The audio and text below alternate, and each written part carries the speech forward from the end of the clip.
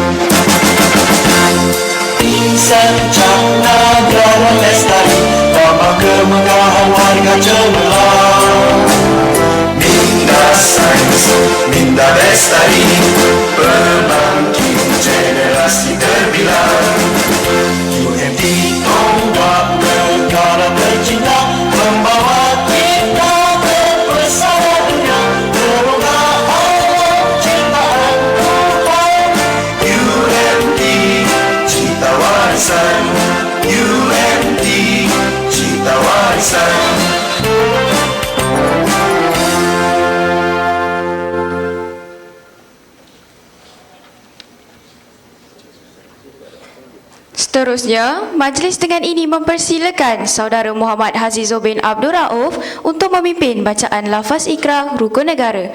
Majlis dengan segala hormatnya mempersilakan.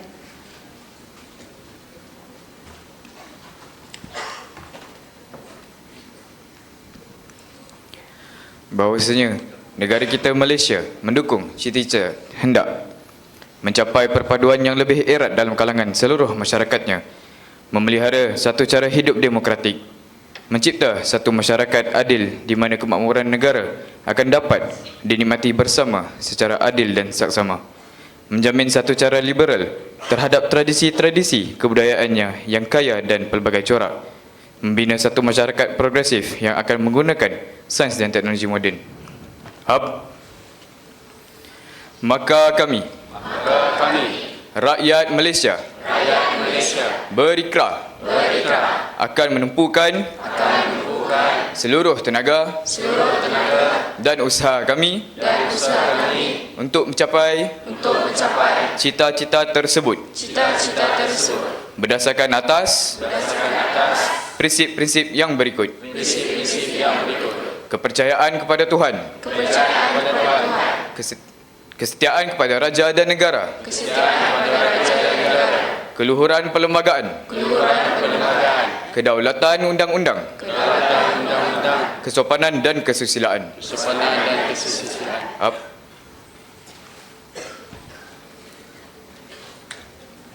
Para hadirin dipersilakan duduk.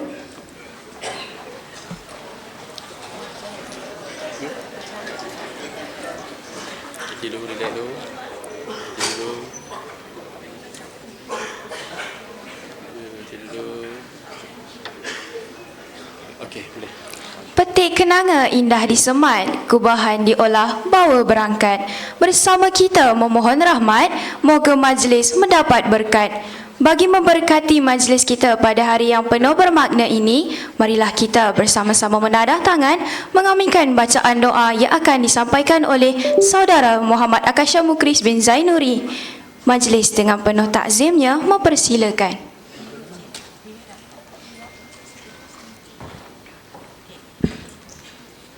إلى النبي مصطفى رسول الله صلى الله عليه وسلم كلمة حق الفاتحة.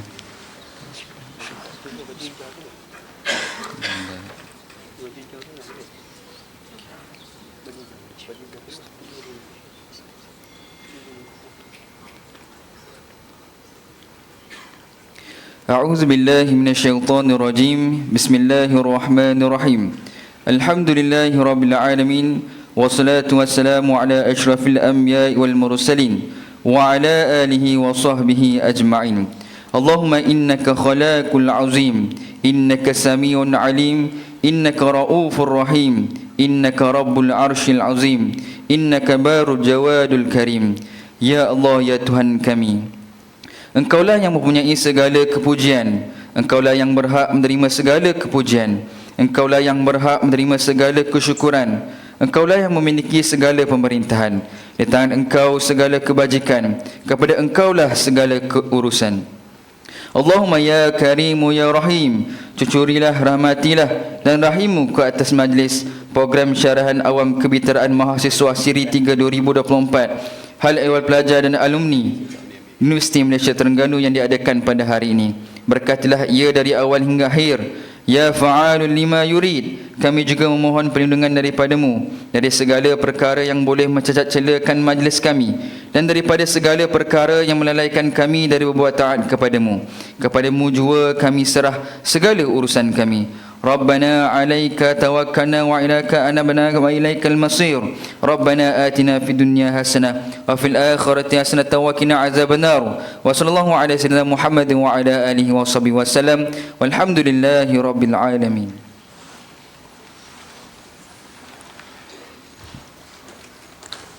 Amin, amin ya Rabbal Alamin. Terima kasih diucapkan kepada Saudara Muhammad Akasha Mukris bin Zainuri atas bacaan doa itu tadi. Semoga majlis kita pada hari ini berjalan dengan lancar dan dilimpahi berkat. Dari Johor hendak ke Pekan, singgah di Lipis membeli haruan. Semanis senyuman kami hamparkan, buat bingkisan salam pertemuan. Yang berbahagia Datuk Idham Nawawi, Ketua Pegawai Eksekutif CelcomDigi. Yang berusaha Profesor Muhammad Izani bin Muhammad Zain, Timbalan Naib Chancellor Hal Ehwal Pelajar dan Alumni Universiti Malaysia Terengganu. Yang berusaha Profesor Dr. Suryani binti Muhammad, Dekan Fakulti Perniagaan Ekonomi dan Pembangunan Sosial Universiti Malaysia Terengganu. Yang berusaha Profesor Madya Dr. Azizul Yadi bin Yaakob, Pengarah Pusat Keusahawanan dan Kebolehpasaran Graduan UMT JEM, Universiti Malaysia Terengganu. Pegawai-pegawai utama UMT, pegawai-pegawai kainan UMT, barisan pengarah dan ketua pusat HEPA, barisan ahli jawatankuasa program, warga HEPA, para pelajar dan seterusnya hadirin yang dikasihi sekalian. Bismillahirrahmanirrahim. Buah pauh si bunga rampai, kilauan bintang sungguh mengasyikkan. Orang jauh sudahlah sampai, selamat datang kami ucapkan. Alhamdulillah, marilah kita sama-sama melafazkan setinggi ucapan kesyukuran kehadrat ilahi kerana dengan izin kasihnya pada pagi yang barakah ini kita dapat sama-sama berkumpul dalam majlis kita pagi ini. Mewakili jawatan kuasa pelaksana program, kami ingin mengucapkan setinggi-tinggi penghargaan dan selamat datang kepada barisan tetamu kehormat, tuan-tuan, puan-puan serta hadirin hadirat sekalian.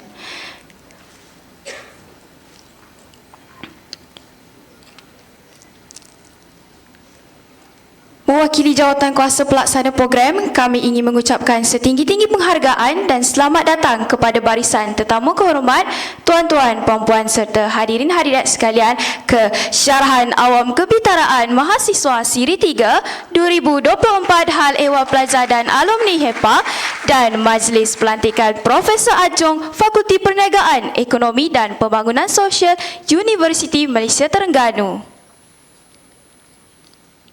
Untuk maklumat para hadirin, Syarahan AwamKebitaraan Mahasiswa HEPA UMT diadakan bertujuan menampilkan tokoh berkaliber yang dapat memberikan perkongsian pengalaman dan kepakaran kepada mahasiswa, seterusnya mempersiapkan mahasiswa sebelum menempuh alam pekerjaan kelak. Oleh itu, panel yang ditampilkan pada hari ini merupakan individu yang tepat untuk menyampaikan perkongsian yang berinput kepada mahasiswa.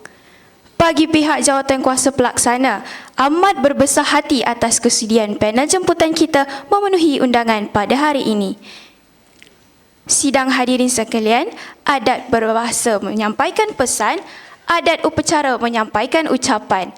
Tanpa membuang masa, majlis diteruskan lagi dengan menjemput dan mempersilakan Yang Berusaha Profesor Dr. Muhammad Izzani bin Muhammad Zain, Timbalan Naib Chancellor Hal Ehwal Pelajar dan Alumni Universiti Malaysia Terengganu untuk memberikan ucapan aluan bersempena majlis kita pada pagi ini.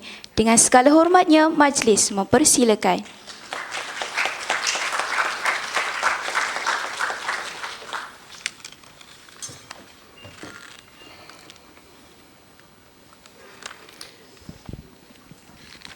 Assalamualaikum warahmatullahi wabarakatuh. Salam sejahtera, salam Malaysia Madani, salam kebersamaan UMT dan salam HEPA Bingkas. Yang berbahagia Datuk Muhammad Idham Nawawi, Ketua Pegawai Eksekutif CelcomDigi Berhad, Profesor Dr. Fauziah binti Abu Hassan, Pro Naib Chancellor Industri Masyarakat dan Strategi UMT, Profesor Dr. Suryani binti Muhammad, Dekan Fakulti Perniagaan, Ekonomi dan Pembangunan Sosial, Profesor Dr. Ashraf bin Haji Abdul Rahman, Dekan Pusat Pendidikan Asas dan Lanjutan PEPAL UMT, Profesor Madya Dr. Faridah binti Muhammad, Dekan Fakulti Sains dan Sekitaran Marin, Profesor Madya Dr. Siti Falindah binti Padli, Ketua Program Sarjana Muda Pengurusan Pemasaran FPEPS, Profesor Madya TS Dr. Nurul Hakimin bin Muhammad Saleh, Timbalan Pengarah Jaringan Industri Pusat Pemindahan Ilmu Jaringan Industri dan Masyarakat PJIM UMT, Profesor Madya Dr. Azizul Yadi bin Yaakob, Pengarah Pusat Keusahawanan dan Keboleh Pasaran Graduan UMT JEM, Pengurusan Kanan Universiti, Pengurusan HEPA, seterusnya hadirin hadirat yang saya hormati sekalian. Alhamdulillah, pertamanya marilah kita merafakkan setinggi kesyukuran kepada Allah SWT kerana dengan limpah kurnia dan izinnya, maka dapat sama-sama kita berhimpun dalam Syarahan AwamKebitaraan Mahasiswa Siri ketiga pada tahun ini dan Majlis Pelantikan Profesor Adjung Fakulti Perniagaan, Ekonomi dan Pembangunan Sosial. Saya pada pagi ini membacakan teks sebenarnya yang berbahagia Prof. Naib Chancellor ingin merakamkan setinggi penghargaan kepada pihak penganjur iaitu UMT JEM, Pejabat Hal Ehwal Pelajar dan Alumni, Fakulti Perniagaan, Ekonomi dan Pembangunan Sosial FPEPS dan Pusat Pembinaan Ilmu Jaringan Industri dan Masyarakat UMT PJIM serta semua yang terlibat dalam menjayakan program ini secara langsung maupun tidak langsung. Tahniah diucapkan. Dan untuk maklumat Datuk Idham, program Syarahan AwamKebitaraan Mahasiswa haluan pelajar dan alumni pada pagi ini merupakan siri yang ketiga. Kita telah mengadakan siri yang pertama pada bulan Februari yang lalu, siri ketiga, siri yang kedua pada bulan Julai, dan pada pagi ini kita sangat berbesar hati dapat bersama-sama dengan tokoh korporat yang juga anak kelahiran Terengganu untuk sama-sama berkongsi pengalaman dan kepakaran kepada mahasiswa seterusnya mempersiapkan mahasiswa sebelum menempuh alam pekerjaan kelak. InsyaAllah pada bulan hadapan kita ada satu lagi siri, Syarahan Kebitaraan, Syarahan Awam yang akan kita tampilkan tokoh yang berbeza. Alhamdulillah, pada pagi ini kita dapat bersama-sama dengan Datuk Muhammad Idham Nawawi, Ketua Pegawai Eksekutif CelcomDigi, dengan tajuk perkongsian Fireside Chat, Be All That You Can Be. Jadi untuk makluman yang berbahagia Datuk, kerjasama UMT dengan Celcom sudah sekian lama, bukan bermula hari ini.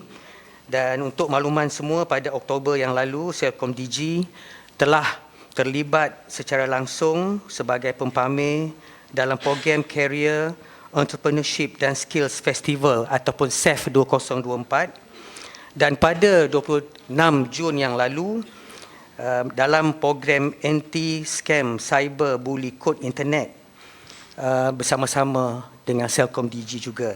Terima kasih kita ucapkan kepada Datuk dan CelcomDigi atas kesudian untuk bekerjasama dengan UMT bagi program-program yang telah kita lakukan secara strategik dan bersama-sama ini. Yang berbahagia Datuk, tuan-tuan dan puan-puan yang saya hormati sekalian, pada tahun lalu tahap keboleh pasaran graduan kita telah mencapai tahap yang tertinggi dalam sejarah, iaitu 91.5%. Dan lebih membanggakan, UMT berada di tangga yang ke-7 dalam kategori keboleh kerjaan, di mana graduan UMT berada di tangga yang ke-7 dalam konteks mendapatkan pekerjaan. Walau bagaimanapun, kita tidak boleh berhenti di situ sahaja. Bagi memastikan agenda keboleh pasaran graduan terus diperkasakan, pada hari ini, selain daripada kita mendengar perkongsian daripada Datuk Idham, kita akan melancarkan inisiatif terkini UMT Jam, iaitu Starting, Establishing and Finishing atau SEF. Melalui inisiatif SEF ini, pelajar akan dibentuk melalui 3 fasa utama, iaitu fasa pertama, Starting, akan melibatkan pelajar tahun pertama. Semasa fasa ini, pelajar akan didedahkan dengan penilaian diri dan penerokaan kerjaya dengan menggunakan sistem MyNext yang dikendalikan oleh Talent Corp. Pelajar boleh membuat penilaian yang lebih mendalam tentang minat, kekuatan dan nilai peribadi.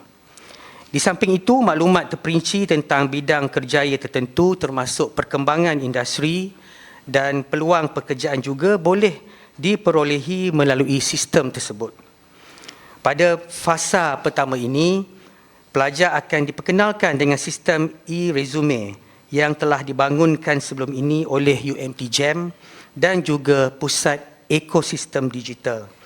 Melalui sistem ini, pelajar boleh menghasilkan resume seawal tahun pertama dan menyenaraikan aktiviti-aktiviti yang telah memperolehi merit MyStar untuk dimasukkan secara terus kepada resume pelajar.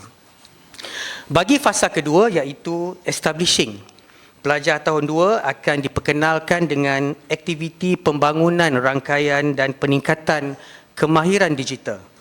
Pelajar akan didedahkan dengan LinkedIn untuk membina rangkaian profesional dan latihan dalam kemahiran digital yang relevan, seperti penggunaan ChatGPT, pengurusan media sosial profesional dan keselamatan cyber. Bagi melengkapkan inisiatif ini, pada fasa yang terakhir, pelajar tahun ketiga atau keempat akan menjalani finishing school dan pengurusan kewangan. Semasa fasa ini, pelajar akan diberi latihan dalam kemahiran profesional seperti penulisan resume, teknik temuduga dan etika tempat kerja serta latihan pengurusan kewangan peribadi termasuk perancangan bajet dan pengurusan hutang pelajar. Untuk makluman hadirin, seperti mana yang saya nyatakan tadi, hari ini juga akan berlangsung Majlis Pelantikan Profesor Adjung Fakulti Perniagaan, Ekonomi dan Pembangunan Sosial. Tahniah UMT ucapkan kepada Yang Berbahagia Datuk Muhammad Idham Nawawi, Ketua Pegawai Eksekutif CelcomDigi atas pelantikan ini, dan Universiti berharap dengan kepakaran dan kewibawaan Yang Berbahagia Datuk dapat membantu UMT, terutamanya melibatkan jalinan kerjasama erat antara UMT dan CelcomDigi dalam bidang penyelidikan, teknologi dan juga keusahawanan pelajar. Kepada bakal-bakal graduan yang berada di depan saya ini, berikan tumpuan sepanjang program dan manfaatkan ruang dan peluang yang ada ini untuk menimba ilmu daripada tokoh yang hadir pada hari ini. Sebelum saya mengakhiri ucapan ini, saya ingin merakamkan setinggi-tinggi ucapan terima kasih dan penghargaan kepada semua pihak, terutamanya CelcomDigi dan juga pihak-pihak PTJ, pihak fakulti yang telah sama-sama menjayakan program kita pada pagi ini. Inilah sebenarnya terjemahan nilai kebersamaan UMT yang seringkali disebut-sebut oleh Yang Berbahagia Prof. Nat Chancellor. Semoga kerjasama erat antara UMT dan CelcomDigi akan terus berkekalan pada masa hadapan melalui program-program kerjasama seperti ini. Saya tadi sebut kepada Datuk, saya pelanggan setia CelcomDigi sejak 25 tahun yang lalu, dan insyaAllah dengan kerjasama CelcomDigi ini kita akan dapat membawa UMT ke tahap yang lebih baik, terutamanya macam mana kita nak membantu pelajar-pelajar kita dalam konteks keboleh pasaran, keboleh kerjaan, dan kita juga sedang berusaha untuk memperkasa ekosistem keusahawanan pelajar dalam kampus. Dan insyaAllah kita juga sedang berusaha, Datuk, untuk membangunkan makmal hidup yang kita sebut sebagai serambi niaga yang akan dilancarkan pada 16 November nanti, insyaAllah oleh Datuk Seri KSU KPT. Terima kasih sekali lagi saya ucapkan kepada semua yang dapat menghadirkan diri, dan kita sudah tentu tak sabar-sabar nak mendengar perkongsian pengalaman daripada tokoh yang kita bawakan khas pada pagi ini. Dengan kata-kata itu, saya sudahi ucapan saya dengan lafaz yang mulia, wabillahi taufiq wal hidayah. Wassalamualaikum warahmatullahi wabarakatuh. Majlis merakamkan setinggi-tinggi penghargaan dan jutaan terima kasih kepada Yang Berusaha Profesor atas ucapan aluan yang telah disampaikan sebentar tadi. Dimohon Yang Berusaha Prof untuk kekal di atas pentas bagi sesi penyerahan surat pelantikan Profesor Adjung bagi Fakulti FPEPS UMT. Majlis turut menjemput Yang Berusaha Profesor Dr. Suryani binti Muhammad, Dekan Fakulti Perniagaan Ekonomi dan Pembangunan Sosial Universiti Malaysia Terengganu untuk naik ke pentas.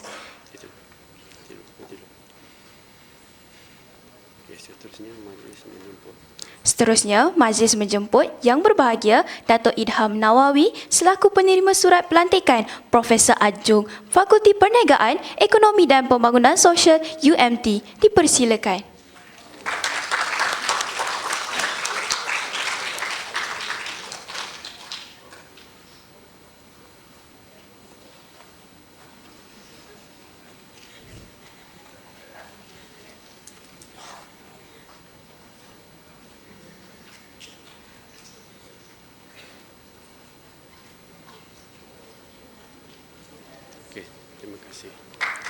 Tahniah diucapkan Yang Berbahagia Datuk atas pelantikan Profesor Adjung FPEPS UMT. Dipersilakan Yang Berbahagia Datuk dan Yang Berusaha Profesor Dr. Suryani untuk kembali ke tempat duduk.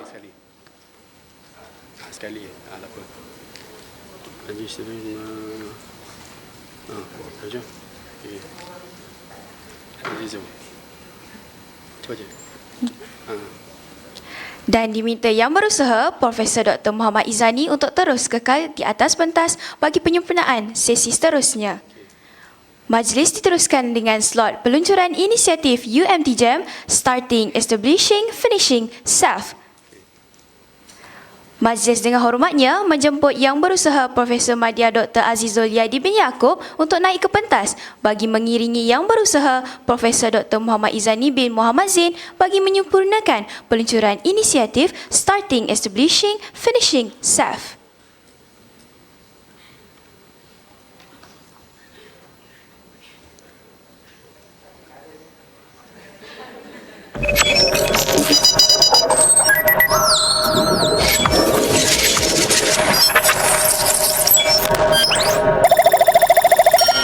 Penyediaan bakat terbaik negara. Esensi utama pendidikan adalah tentang pembentukan otak dan watak. Kecemerlangan akademik dan keterpujian sahsiah yang merangkumi perkembangan ilmu, pembentukan karakter, pemurnian adab dan akhlak serta pengukuhan integriti. Oleh itu, pendidikan tinggi negara harus mampu menjadi wahana human transformer dan culture builder.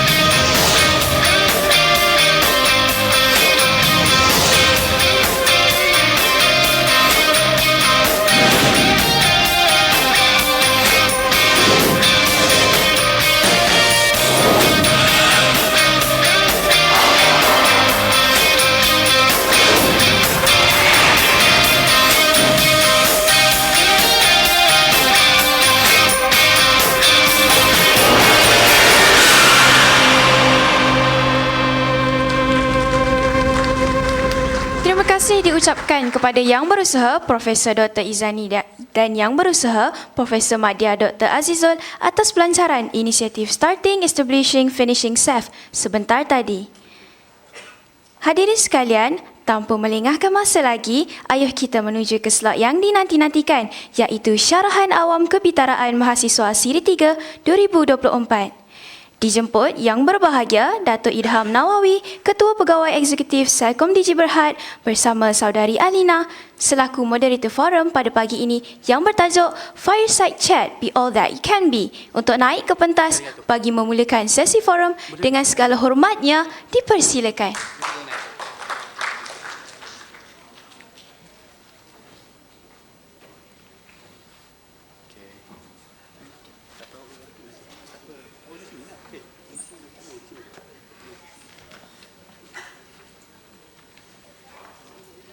A very good morning to everyone present here today.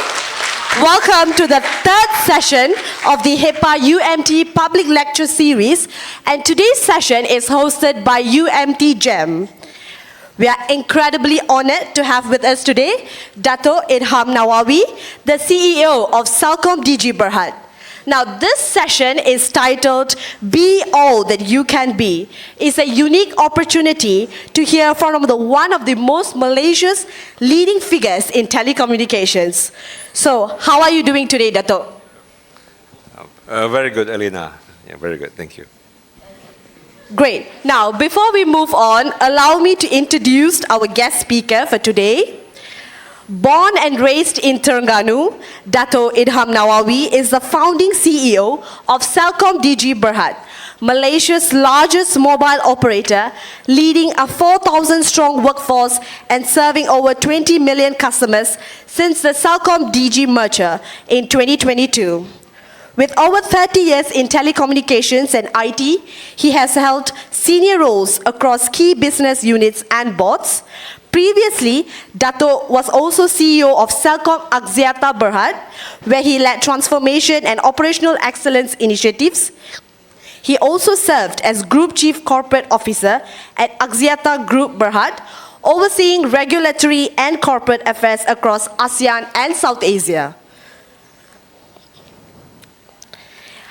Earlier, he was Chief Operating Officer at Packet One Networks, Head of Strategy and Corporate Affairs at Axis Communications, and held a lot of senior management roles along these years.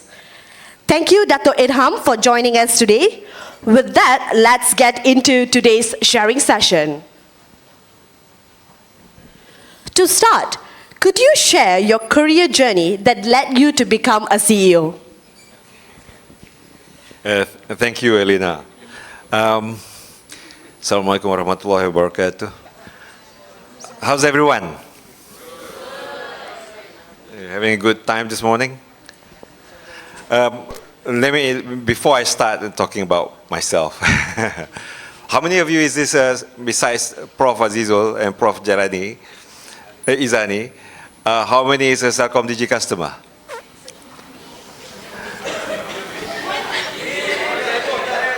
How many? 2 tahun? 22 tahun? Kenneth? Okay. Okay, siapa sini future CelcomDigi customer? Okay, future. What's important is the future CelcomDigi customer. Okay. All right. Actually, Assalamualaikum again. It's very good for me to be here. I want to thank all the management and the profs, everyone for inviting me and CelcomDigi to be part of this today, for appointing me as the adjunct professor as another. I'll try to do my best, Prof. Yeah. My work today is very demanding, so we'll try to arrange a time so we can actually get the time for me to spend some time in UMT also. Background. Maybe just open up all this. Yeah. These are the companies that I have been working. I will take maybe 5 minutes to just explain each one of these and some of the key learnings in each of these companies. Yeah.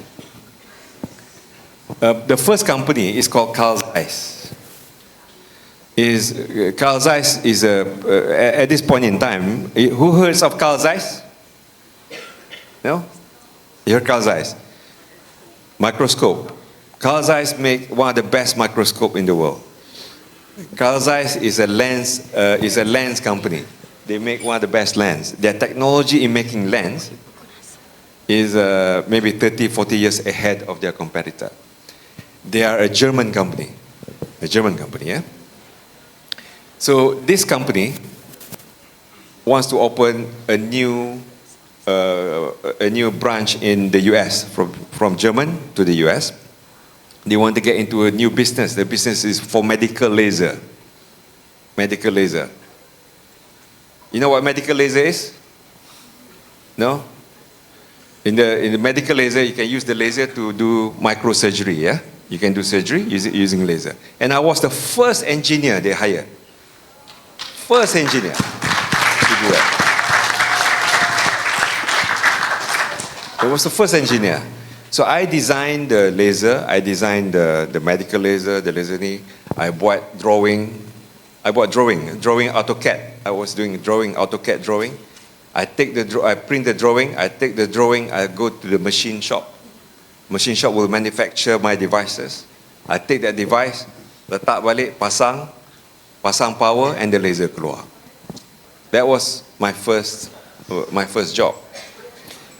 Then what happened was my father passed away in Malaysia. I was in the US. My father passed away.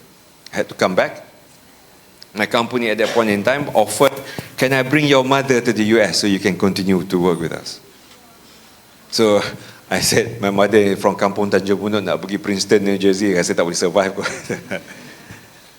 So it's okay, I said. I need 3 months to sell all my sell my kereta apa semua, come back and kerja kat Malaysia. Now, this is the first step, big change in my career. Remember, I was an engineer as a graduate. I was working at Carl Zeiss as an engineer, mechanical engineer, but in an optics company. When I came back to Malaysia, I couldn't find a similar engineering job. I decided to become a salesman. Anyway, account manager for IBM. Okay, IBM is IBM was at that point in time the largest IT company. So I become the account manager. Pretty much you sell your IT solutions and all that. Big shift. It was a big shift in my career from engineering to moving into a commercial. Starting to meet customers. Starting having to talk to customers. Starting having to do presentation in front of customers. Yeah. Then from IBM, they were building a new telecoms industry in Malaysia. So they were setting up Maxis. I went to join Maxis. I was one of the first few Maxis employees. So I was also part of the bringing up Maxis to where it is today. Yeah. So from IBM, IT, to telecommunications in Maxis. Then Maxis bought a small company in Indonesia. A small company. That company, it was called Axis. Yeah. That company was called NTS, but we launched it as Axis. That was another big moment of my career as well. So I will tell, Prof, I'm sharing this way, yeah? Is it okay? Yeah, so you follow through my background a little bit. It's a long answer to your question, Elena, yeah? Long answer to your question, but I thought I'd give you a bit of understanding on this. And then you will see the different part of my career. So in Axis was the first stint of working overseas. Besides the first after graduate, the first thing of working overseas. So the first exposure of working overseas. One of the most I think valuable advice that was given by one of my boss was cakap, Idham, if you have a chance to work for an overseas stint, don't think twice. That was the advice. You remember this advice because you will have this opportunity as you go in your career. If you have an opportunity for a career outside of your country, overseas, don't think twice. Go. And then come back. Because that 2 years, 3 years opens a new perspective on your career. Okay? So Axis was actually in Indonesia. Axis was actually in Indonesia. Then I balik Indonesia, Maxis dah berubah. Maxis dah berubah. So I joined a company called P1. Any of you heard P1 or not? Pernah? So I tell you, the P1 also is another major shift. You know why is the shift of P1? Because IBM is a big multinational company. Maxis and Axis, a big corporate company. It's a company who has billions of ringgit. And they pay budget billions. They pay budget billions. P1 was an entrepreneur startup. Entrepreneur startup. Kita orang tak ada duit. So, I moved from a company who has billions of ringgit that spend in a year to a company that has no money. In our industry, it's very little money lah. Very little money.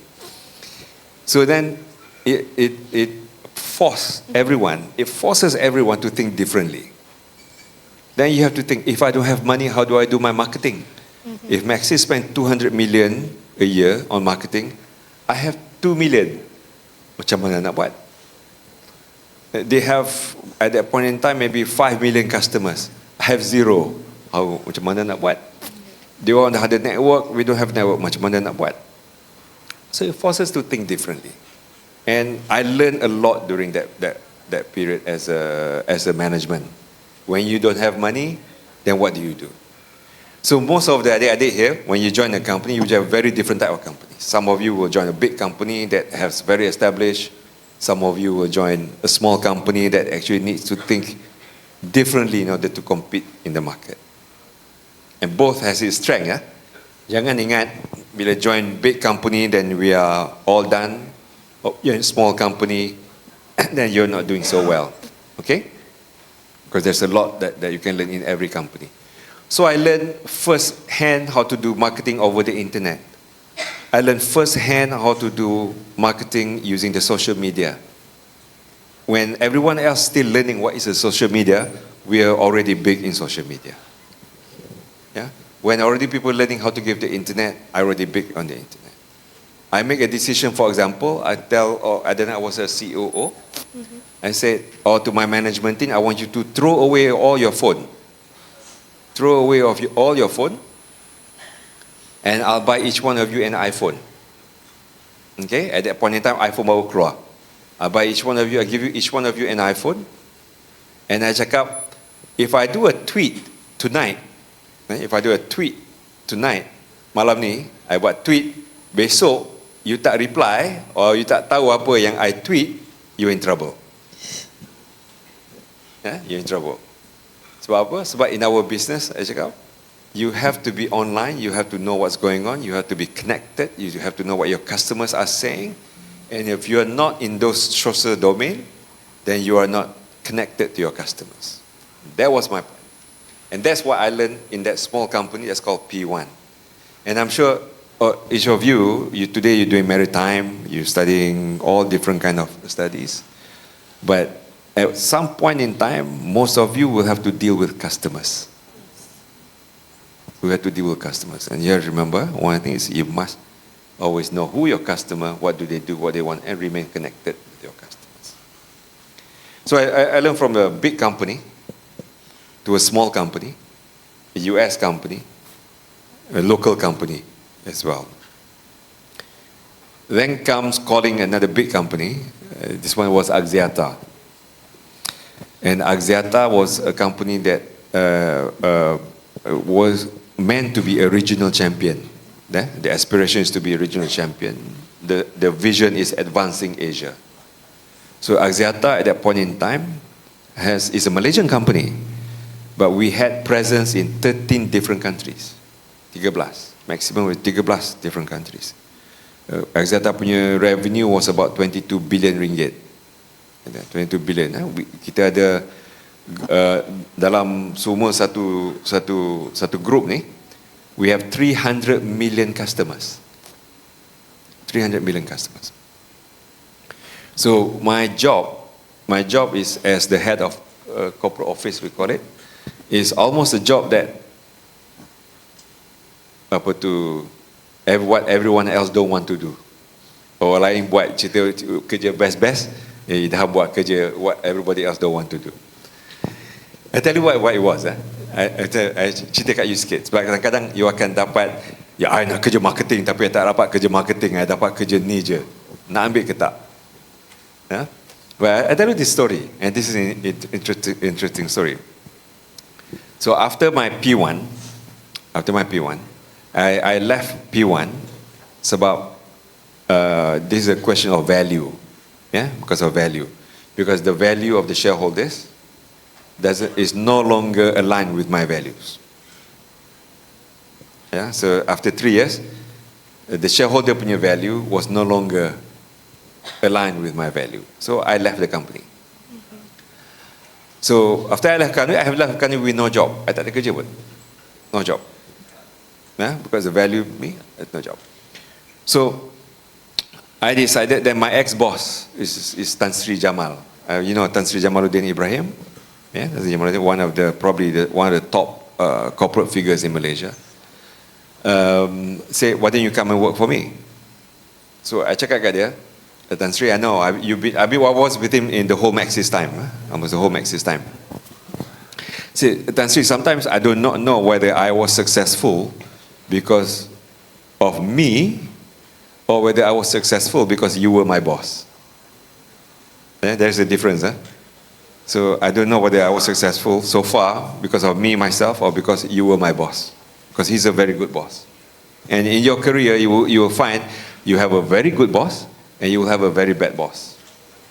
And you have to be ready for those kind of situation. So I said, I don't want to join you. I will just be your consultant. I start my own company, I'll be your consultant. So I'll be his consultant. I do the transformation of Axiata. Yeah? The transformation of Axiata. If you look at Boost, you see, remember Boost? Boost the wallet? Boost? Now it becomes Boost Bank. Yeah. And there is a few companies, other digital companies, that was part of my transformation of Axiata that I was heading at one time. So after 1 year, it was completed. Then we sat down having breakfast. And then he said, okay, so Idham, what's next? It's been 1 year. So I check out Tan Sri, you have all the management position already in your company. You don't have a place for me. There's no vacant. There's no vacancy. There's no like out of 10 senior management, there's 1 empty. There's none. So I sit down with him and then I said, Tan Sri, let me look at your organization. If you look at, you have this, you have this, you have this, you have this. But this one you don't have. Check out this part of the business you don't have. If you want me to join you, I'll start that one out for you. Then he said, okay. So my position in Axiata as a corporate officer was not a position that I filled. It was a position that was created. Yeah, it was a position that was created. Then you also come in your career. There are times where you need to see what's not there. Where you work with your boss, where you work with your team, is a position where what's not there? Apa yang tak ada? And you think apa yang tak ada, that's where sometimes you want to. So that's kind of my career, and then I will move on to Celcom. Celcom at that point in time was the business was not doing so well. Business was not doing so well. But Alhamdulillah, we did a transformation. After 2 years of that transformation, we doubled our profit. We became very strong again. And then we merged CelcomDigi. CelcomDigi becomes the largest operator in Malaysia. We are now the top 7, top 8 largest company on the Bursa Malaysia. We have more than 20 million subscribers, the largest network, and so on and so forth. I was lucky enough to be given that trust, that position to be the first CEO of this company. This is actually the largest or the biggest merger in the country. This is a 50 billion ringgit merger. This company is a 50 billion ringgit company, one of the largest company. So Alhamdulillah. So that was a long answer to your question about my background. No problem. I took most of the time already. No worries. But hopefully that will give you an idea where I come from. And then if there are things that I want to be able to deliver some nasihat or things that you want to learn from my career, I mean, that's what I went through. Okay, back to you, Lina. Thank you for sharing that, Datuk. I think no matter the background we came from, I think it is the steps that we take in order to be successful one day, right? Now, let's talk about your journey as a leader, because I've seen that you share a lot of leadership responsibilities, but is there any pivotal moment in your career that significantly shaped you as a leader? And what are the challenges and lessons that you actually faced in this particular growth? Okay. Now, to be honest, I never had in my mind I will become a CEO one day. Okay, never. It's not like I graduated. I want to be a CEO. It never crosses my mind, to be honest. At that time, when I look at the CEO of when I was my early career, the CEO of Celcom at that point in time it was Rosli Man, and then Tan Sri Tajuddin Ramli. Then I look at Datuk Shazali Ramli. Wow, it's like this is all big personalities. Yeah? It's all big shot. Yeah, and I would never be in that kind of position. Never thought in my mind. Never crossed my mind. But sometimes life journeys takes you where you're one after another. Then suddenly you woke up one morning. I was telling my wife, you know, how did we end up here? That we were in a place where we never thought that we would be. So I want you to know it's nothing wrong having an aspiration. It's nothing wrong that you want to do. Yeah, you can be the best thing that you want to be. Be all you can be. But I just want to tell you from my perspective, I was not like woke up one morning, I want to be a CEO and I want to work my way to get that CEO. I just go and do the best I can do at that point in time. Another advice that was given by another wise man to me was like, whatever it is, whatever that you're doing today, do the best that you can do. Do the best that you can do. Yeah. So there are many pivotal moments actually, Alina. And if I were to share this, and these pivotal moments happen at every part of the career. If you see my career, I made choices of changes of my career. And I can tell you this, almost every 3 years, I would do a different role. I'm serious, I would do a different role. Same company, I don't jump company. One thing that you should not do is don't hop one company after another.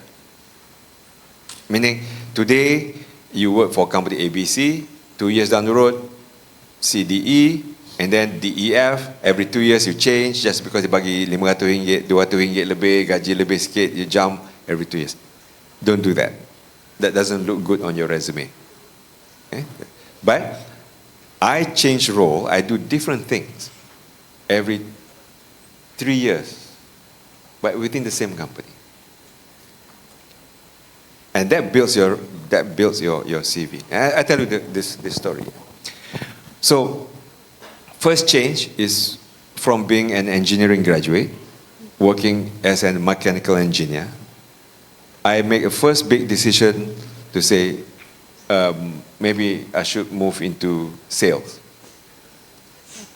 Meeting customers. Commercial. That was a first big move. I'm not saying being an engineer is wrong, bad. That's not what I'm saying. I'm working with very successful engineers as well, that they go deep into their areas. But I made a decision I want to do something else. Maybe because the background that because I was coming from an R&D engineer. I was doing medical laser. I was building my own laser, etc. So when I come back to Malaysia, tak ada kerja macam tu. So I think that I have to make that decision to move to a different. So I think that's what I did. So that's the first change. Moving to that. Second change is from an established company like IBM to a new startup. The company was called Binariang. Most of you will not heard that name. The company was called Binariang. That Binariang becomes Maxis. So that's the second part of change that developed myself. Yeah. So then within the job in Maxis, I was in Maxis for 14 years, 14 tahun. Then in that 14 years, I would do different things. And one of it is, say for example, kadang-kadang I was doing very well. I have a very good boss. And then there was one period I have a not so good boss. Sometimes you will have this, a not so good boss that doesn't know everything but pretend that he knows everything, and then you will have that. It's a reality in your work. It's a reality. Yeah. So the boss was like, again, move me into a different thing, move me to get different people to do a different thing. But there's something that you learn. This is one thing that you must learn. In every single situation, there's something for you to learn. And in that situation, I was saying, okay, you just give me this part, I will just do this new part of the piece. So those things, those small pivotal moments, build your career, your knowledge, and it's good that you try to do many things. And sometimes people, one advice to everyone here, sometimes people will rather do the same thing every day for a long time. Sebab kalau nak pindah tu, kalau gaji tak naik, tak nak pindah. You will face this, ya. Kalau gaji tak naik, you tak nak pindah. Nak pergi tengok gaji ni, oh ni lebih sikit, I nak apply that one, just because of the gaji. Yeah, and that's a short term over long term. Is if you want to move into a new role, function that you learn new things. Okay, that's I think the second thing, and that goes on and builds and it becomes bigger. It becomes bigger. National becomes international. International then becomes a different role, and to the point then you end up with a CEO job. And that CEO job also banyak kali istikharah because it's actually an amanah. You have to look at it from it's an amanah, whether you are willing to take that amanah or not. So that's developed. Yeah? There's no specific moment that say that. It just developed over time, and I'm sure you face the same. Okay, thank you so much, Datuk. Previously, during the first answer, you mentioned that there were a bit of a value clashes with your stakeholders. So I assume, often or not, values are often important, crucial when it comes to leadership. So what do you think are the values that influence your decision making as the CEO? And when faced with difficult choices, could you share an example of the decision that you actually made? Yeah. Well, that leaving of the company was a big decision that I made. Oh, great. It was a big decision, yeah. At that point in time, I had 4 orang anak. Okay. My wife doesn't work, but decided to leave the job because the value clashes. That was a big decision. But there are other moments as well. When you deal with customers, when you deal with the right of customers, then there are other values. But there are a few things that comes to mind in developing this, and of course I learned a lot from some of the bosses, some of the different bosses. Good experience, not so good experience, and you learn about the value. But I also read a lot. I think that's, if you have time. Not lately because I don't have time, but in the old days I read a lot. Read management book. You read fictional books. You read story books. I like science fiction. I read a lot of science fiction. It's broaden your mind, your thinking. But you do that. But if there are a couple of books, if I would advise you that would help, if I were to say that have a big impact on my journey, I probably read maybe 30, 40 management books over the years, but there are 2 that I would say are the most significant in my career that I think helped develop myself. And I would encourage every single one of you, if you want to read management books, you read these 2 books. Yeah, and I believe in it because I bought these books for my daughters, and they read it when they were in high school. Okay, I make sure that they read these books. These 2 books, can we get, I think we have it on screen, yeah, okay. So, these 2 books helps me a lot. One is called The 7 Habits of Highly Effective People by Stephen Covey. Yeah, if there is one book that you want to read that book. There are thousands of management books. Yes. Yeah, but to me, the one that really helped me was this one. Okay. And the second book is called How to Win Friends and Influence People. And this one by Dale Carnegie. And I would recommend the adik-adik in this room, to get these books, and it's cheap now. Dia tak mahal. And I pun sebenarnya this book masa I masuk Celcom, when I first joined Celcom, I bought the book on the right, How to Win Friends and Influence People for all my management team. I bagi kat dia orang. Sebab I cakap when I talk about this concept, I want you to understand where I was coming from. Because we are not going to be, if you want to be able to influence your ideas to other people, then what are the psychology that you need to understand? Because the first opening to this book, it will say that even a thief thinks that they are doing honorable things. So how do you then let them see that's not right? Yeah.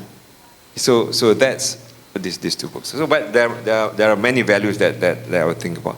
One other thing though, if there are one thing that I would remember, if we forget everything else, there is this value that Ramat, maybe if you look at the next one, this one's called, you always do the right thing.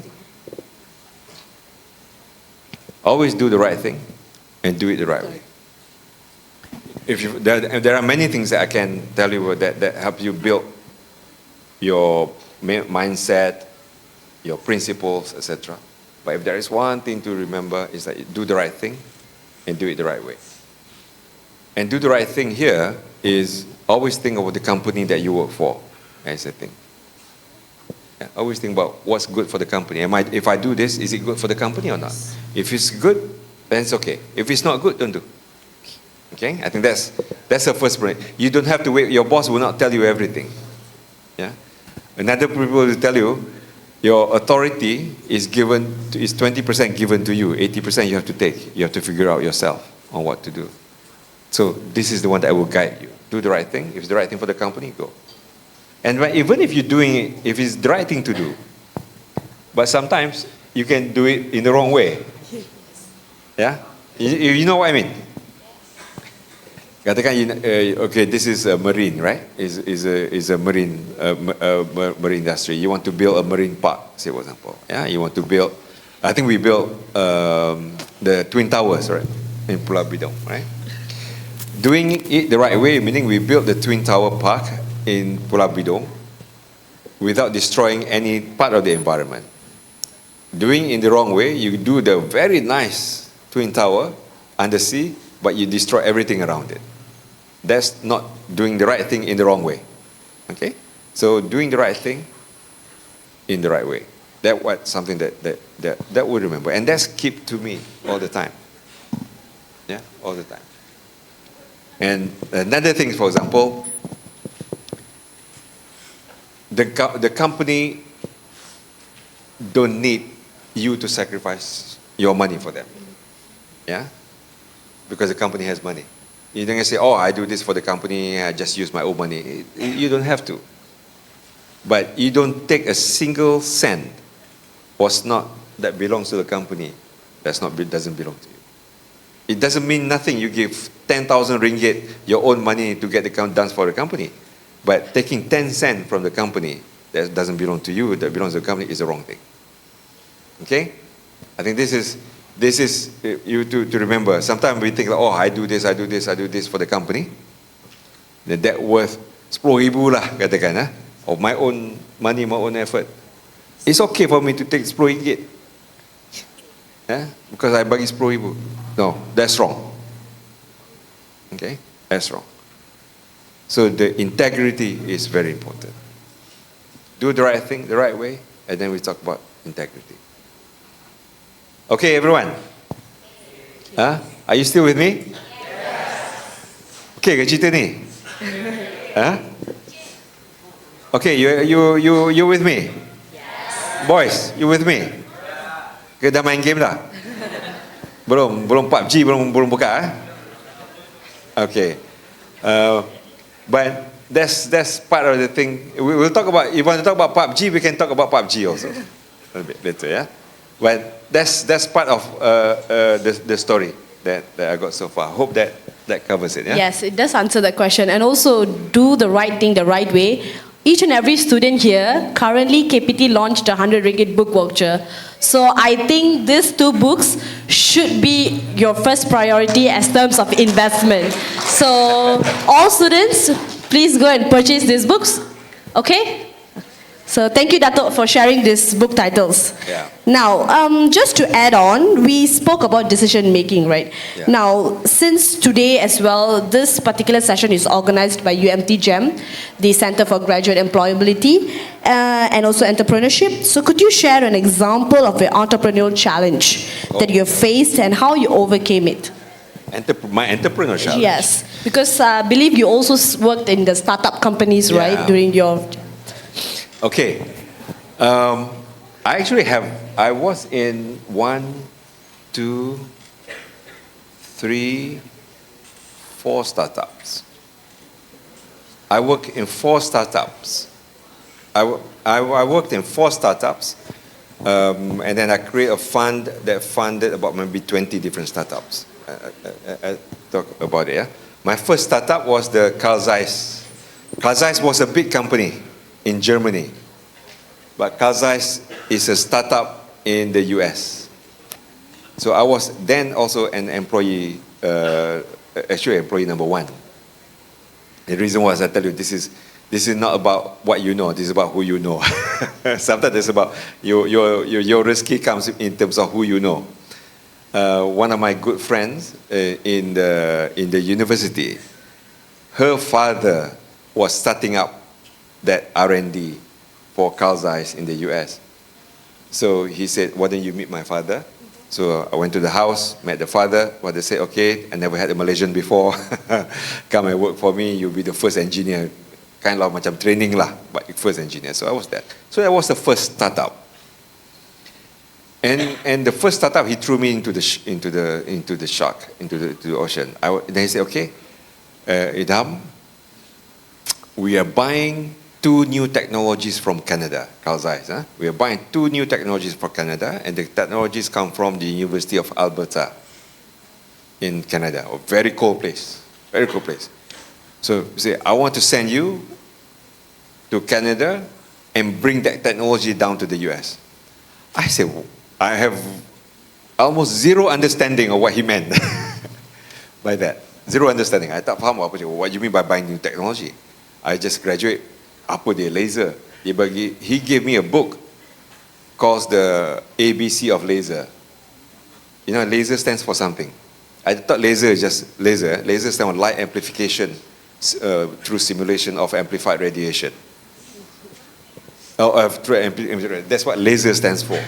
Then I learned about the laser from a book, not from 4 years of study, from a book. So I went to the Canada. I had to meet new friends. I had to work into the university for 2 months. We closed down a lab for that laser, bring down to the US, including with it come the technology, the laser prototype, and 5 people, 5 professors that work in the university that was brought together with the lab. They come in. That's startup.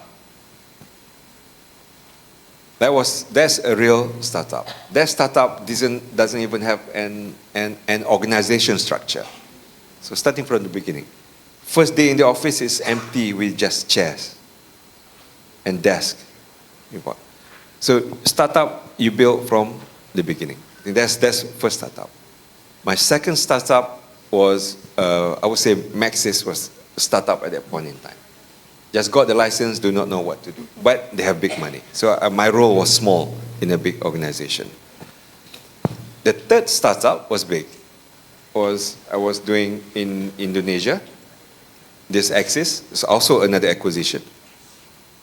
Also, like when the company has no structure, so you have to learn how to put some structure into it, how to find money. But anyway, but then want to become an entrepreneur. If you want to become an entrepreneur, I was trying to become an entrepreneur myself. Okay? That was in between P1 and Axiata. So I created a consulting company. It's called Insight Consulting. Insight Consulting. I was employee number 1. My wife was director number 2. She doesn't do anything, just a director. But you don't pay me salary. You pay to my company. That was my kind of first experience with startup, my own, and trying to survive. Imagine, just quit the job, no income, 3 daughters, mortgage payment to do, and so on and so forth. So I did this for a year. Then I find the challenges of the startup, etc. Yeah, funding, how to do, or you have to do everything yourself. Then there are people like me. Then we ask ourselves, sometimes, are you an entrepreneur, or are you a professional manager? Then I realized I am a professional manager after 1 year. Yeah, I'm a professional manager. I don't have that berani when there is no salary comes in every month. I tak berani sangat. Yeah, I tak berani. I cakap I need that. So that's me. But then I tell you a story of Grab.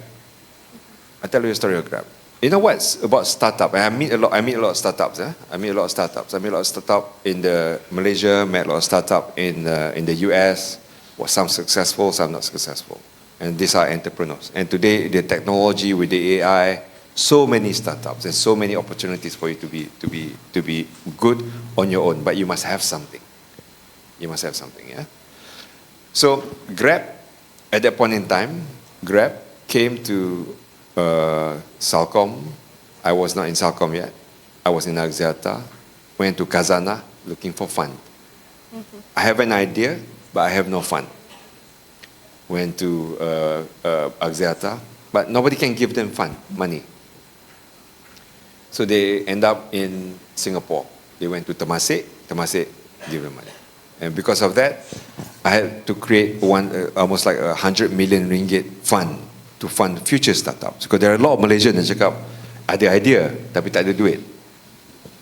And because of that, they go somewhere else, and we lost them. So we say, we cannot repeat the story of Grab, which is a Malaysian company, a Malaysian startup, become a very successful Singaporean company. Well, because we didn't have that fund. That was that. So we built that startup. But for you to be able to do a startup, for you to be able to be an entrepreneur, you must remember a few things. And I'm not discouraging. This is wrong. This is not right. There's a lot of very, very successful people on startup. Yeah, there is a lot of successful, and I work with a lot of successful people, both locally Malaysian, also non-Malaysian. Okay, few things. You must remember a few things. One, you must have something good. You must have something good. Either it's a very good idea. And this normally good idea ni, bukan idea yang good on paper. A good idea is an idea that will solve a society's problem. It must solve a problem. Okay? That's what I would do. It's an idea that solves a problem. So Grab solve a problem of taxis and all this. So Grab solve many. Airbnb solve a problem. All this solve a problem. So that actually must solve a problem. Or either if you don't have a good idea, you must be a very good replicator. If you have a good idea, you must be a very good replicator. Grab was actually a very good replicator because the original idea is called Uber, right? Grab is a very good replicator, and there are many very good replicators that make hundreds of millions of ringgit. There is a brothers called three Russian brothers. They tengok Amazon was successful in the US. You know what they did? They went set something similar like Amazon, exactly like Amazon, in Germany. So when Amazon wants to go out from the US, want to go to Germany, they check out, okay, I'll buy you. Then they make a few 100 million. Then they replicate in a few countries, same model. So you can do that also. But we also have a very good, for example, there are companies like Aerodyne. It's a very good, one of the largest one of the largest drones as a service company in the world. Yeah, so that I think that's another part of bring an entrepreneur. But out of 1,000 people who attempt that kind of technological entrepreneur, maybe a very handful that is successful. Yeah, there's a lot more people that actually don't. So you must be clear on those. But there are entrepreneurs that actually use the technology, not create technology, but use technology. And I think that's the chances of being successful on that is a lot more. Do you know in UMT, do you know the story of, I forgot his name, when we had with Celcom, Siswapreneur, how to help the students to be an entrepreneurs, right? You have one of the students actually was making 30,000 ringgit a month. Daniel is the name. 30,000 sebulan sebagai student. Just being an entrepreneur. And this, you know what he did kan? Sebut tahu story Daniel? Tahu tak story Daniel? Tak tahu?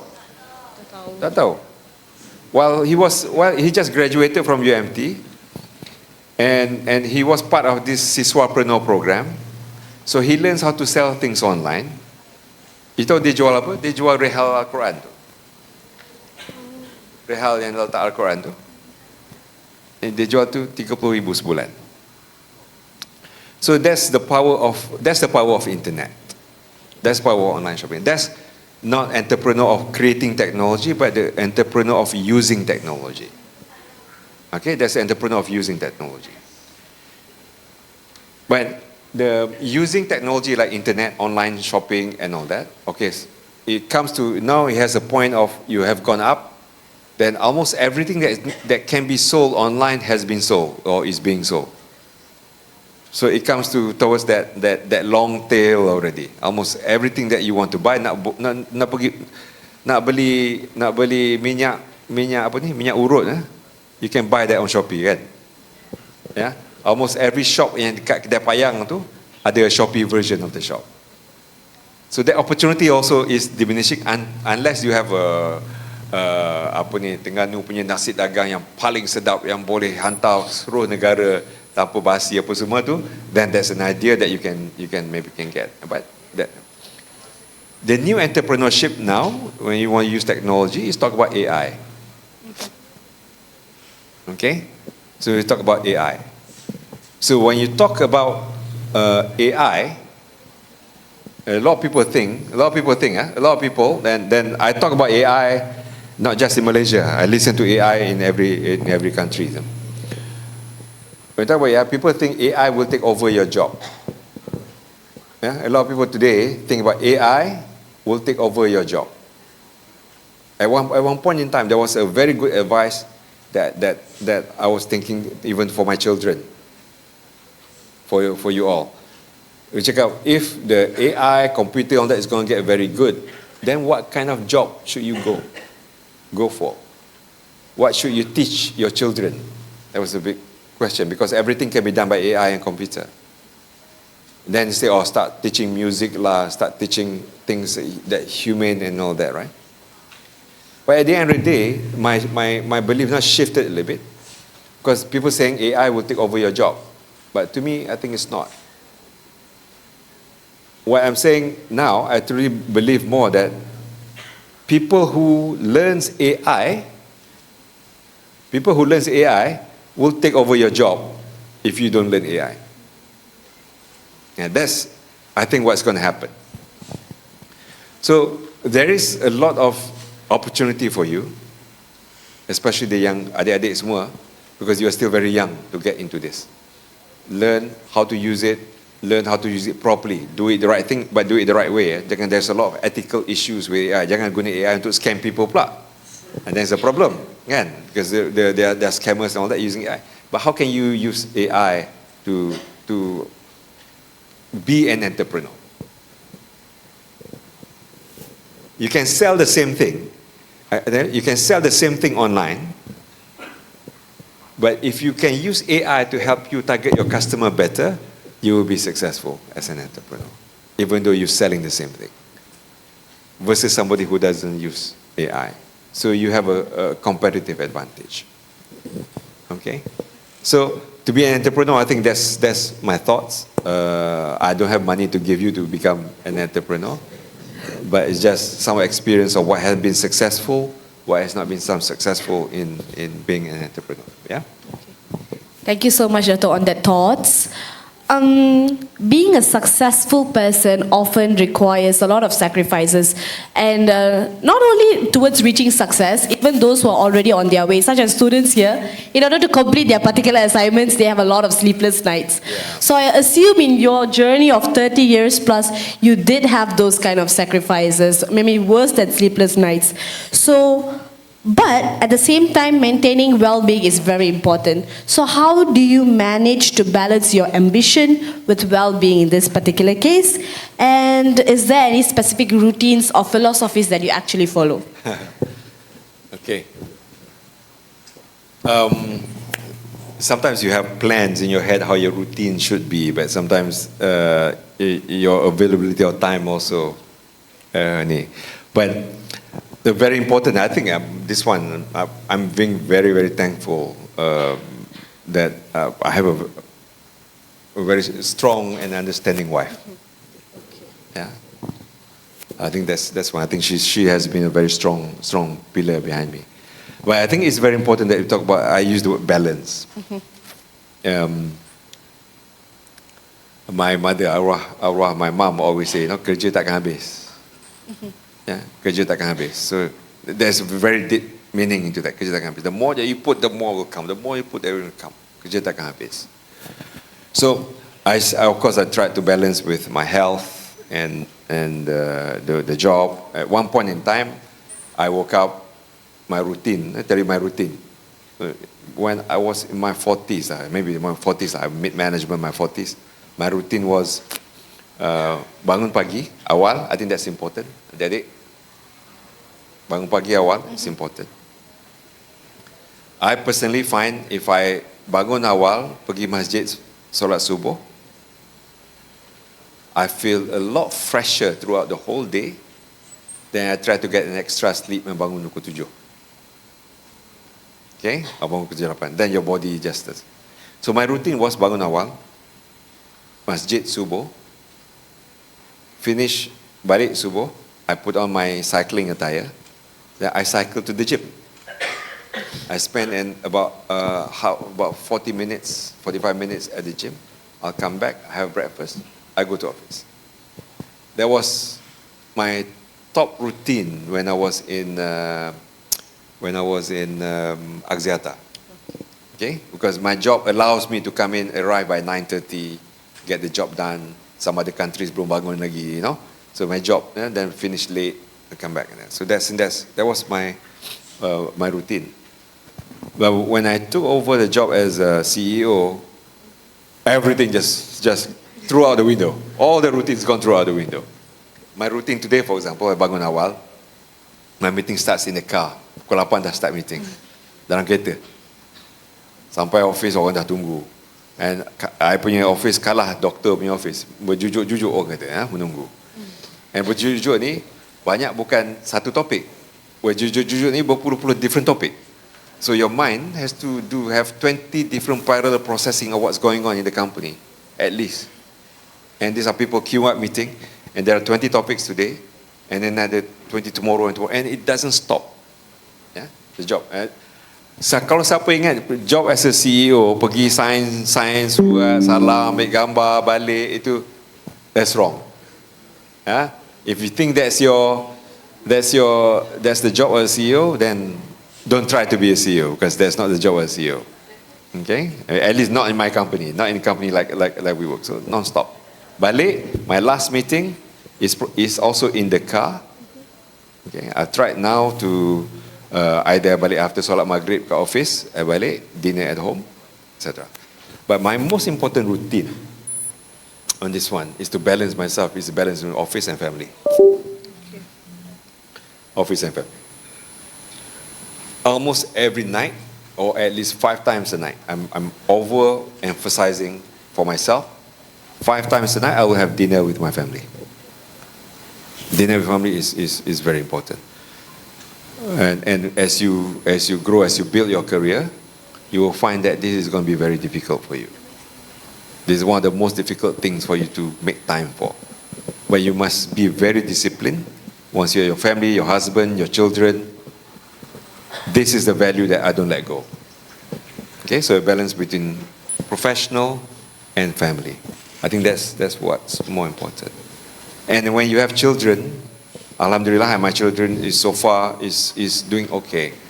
But I think the family time, dinner is one of the most important part of their development. Okay, so that's my thoughts. Thank you so much, Dato. So basically, it's very important to have that balance in your life. I think most of the students here, and as well as all those working individuals, should actually prioritize having this balance. Some even don't make the effort to call their parents at night and all those things. So I think students, you should think about balance after this. And looking back into your career journey, do you think that you had a mentor that actually helped you having this lasting impact? And as well as what advice would you give for all the students here seeking for mentorship for their career journey? Yeah.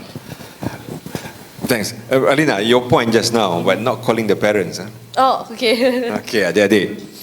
You know, of all this, there's one thing of my journey. Eh?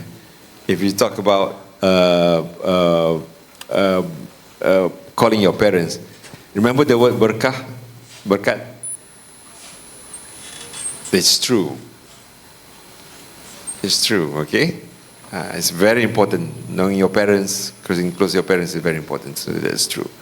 So, sorry, I think we got it wrong. Yeah, the picture. This is Daniel. This was Daniel. Yeah, this is Okay, Daniel. this is Daniel. This is Wapanur. Yeah, so Barakah, let's call it, yeah? Very good. Anyway, so what was your question again? About mentorship. Oh, mentorship. Okay. I think across your career you will find a few people that you look up to. Yeah? You will find a few people that you look up to. I do have people that I look up to myself as well. I have one person, for example, my boss that has been with me. That I was been with him when I was in IBM. I was 25 years old. He was probably 30 plus. And he's already a division manager, one of the IBM's top performer. Then I would join Maxis. Then he joined Maxis later. He became the director. Then he became the CEO. But we kind of he became my mentor for a long time. But when I say my mentor here, it does not mean to say he agrees to be my mentor. I say it's like, Idham, I'm now your mentor. No, there's no such thing. There are things that their HR will do for you. They say, okay, Alina, so and so is now your mentor. He will spend some of his time with you. They will do that for you, right? So they'll do that. But at the time, there is a time about mentor is something who you look up to. And he doesn't have to know that. You can even look at this mentor from afar. You understand his values, you understand his culture, you look at how he communicates, you look at how he treats people, how he respects people, how he handles business dealings, how he interacts in meetings, how he doesn't put people down.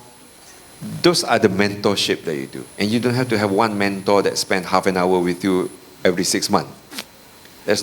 That's I think, not the kind of mentorship. It's okay to have that. Yeah, it's okay to have that. But you want to have a mentor that you really, really look up to, that you have some kind of exposure to. Okay? So the person that I looked up to and do that was my boss for the longest time. His name is Tan Sri Jamaluddin Ibrahim. You look up, then you see him. Yeah, he's one of the global top mentor. But I want to talk to you about besides mentorship, you must understand that you must know also the difference between a mentor and a coach. A mentor and a coach. Who knows the difference? Are you clear on the difference between a mentor and a coach? No? Okay. A mentor is somebody you look up to. You look at how he does things. He tries to be. You like his values. What's important is you must align. His values is aligned to what you think is the right value. Then he should become your mentor. All right? Don't let a mentor be assigned. You should choose your mentor. Don't let HR say that he is your mentor. Yeah? You must find your own mentor. And sometimes this is where, I'll talk about it a bit on interviews and stuff. You can go and ask that person, are you okay? Is it okay if I make you my mentor? You know? Yes. Actually, if it's okay with you, give it. So then they think about you. They give you some exposure to his value, his meeting, his ways of doing, or her ways, etc. Right? So I think it's okay. But a coach is different. A coach is somebody who you go to that advises you and see what's your weakness and tells you what's your strength and what you think that you should do. Mm-hmm. A coach is somebody who will spend time with you to help you think and to help you understand yourself. I have coaches. I have coaches. I have a professional coach also. I have a friendly coach as well. So you should get somebody who have maybe slightly more experience than you to be your coach. And then your coach could become new coach as you grow older, as you get more, you get another coach, another coach, another coach. I have coaches. I have a coach who I look up to when I was in Axiata. And he is a Singaporean. He's very disciplined. I have a coach from Singapore. I have a coach from some European countries as well. But they help you. They follow your career. And they say, okay, I see you this. Then they help you think about that. So think about mentor. When you think about mentor, think also about your coach. And you do need this. You do need this. Because you can't get all the experience just on your own. Yeah. Okay, thank you, Datuk. Yes, please have a drink. The next question will be about embracing failure and actually learning from it. But before that, I'll just share a little bit about myself. Because aside from being a student, since schooling days, I've been very active with debate and public speaking. And of course, going for every tournament feels like a war zone for me. And I faced many failures and setbacks to it. So I'm pretty sure there should be one or two in your journey as well. Oh, yeah. And of course, failure, in my opinion, can be a very challenging teacher. And I think you should share on how, if there is any particular instance where you faced a failure, and how did that particularly change your outlook or perspective? And also to all those students here, what would be your advice in always staying resilient? You know, actually, this is a very important question, Lina. And then everybody will go through this. Everybody will go through. It's part of life, yeah, and part of your career. There'll be ups, there'll be downs. You know, one of the questions that I always ask for middle to upper management in my interview is, share with me a project that you have failed. Yeah, share with me a project that you have failed, and tell me what you learned from it. It's an interview question. Because most of the time, when they come for an interview, they talk about how great they have been. And more than 50% of the time, when I ask that question, Alina, they stumble, oh, I never thought about it. Oh, I never thought of it. So people who doesn't learn from failure is a wasted lesson. It's a wasted lesson. Because what we want to know is, sometimes people who has more failures is due to get a very successful thing already, if they learn from it. So I have my shares of things not going so well. One of it is going on right now. Things are not going so well. Is when they announce a 5G, second 5G network, it'll go to somebody else as a big hit on CelcomDigi in terms of, because we are the largest, we have the most capability, but decision was made to the smallest. So question is now, at this moment in time, it's not how do I react, it's how do I respond? How do I respond to this? What do we need to do? How would our investor think? Would the customer confidence fade away? Is there any big impact to the customer tomorrow? What's going to happen to our P&L 10 years from now? That's what's going on through my head. That's what's going through my head, just from that. So one way, because this is the end of the world, government is unfair, blah, blah, blah, blah, etc. Second part, way that you can respond is to say, okay, what are my options? Option 1, option 2, option 3. Who are the stakeholders I need to manage now? 1, 2, 3, 4. And what do I say to them? Yeah. I haven't checked my share price today, for example, right? Because there's going to be a big impact because the announcement was made on Friday. The market has closed. So that's an example of the kind of things that you have, me and my position have to go through. But you have these different things, different failure. I remember one of my things that was biggest impact to me was when I was removed from a position. Okay. I was removed from a position. I could have quit as my response, right? Because he said somebody else can do the job much better than me. Actually, that somebody also didn't last a few months, whoever they appointed, right?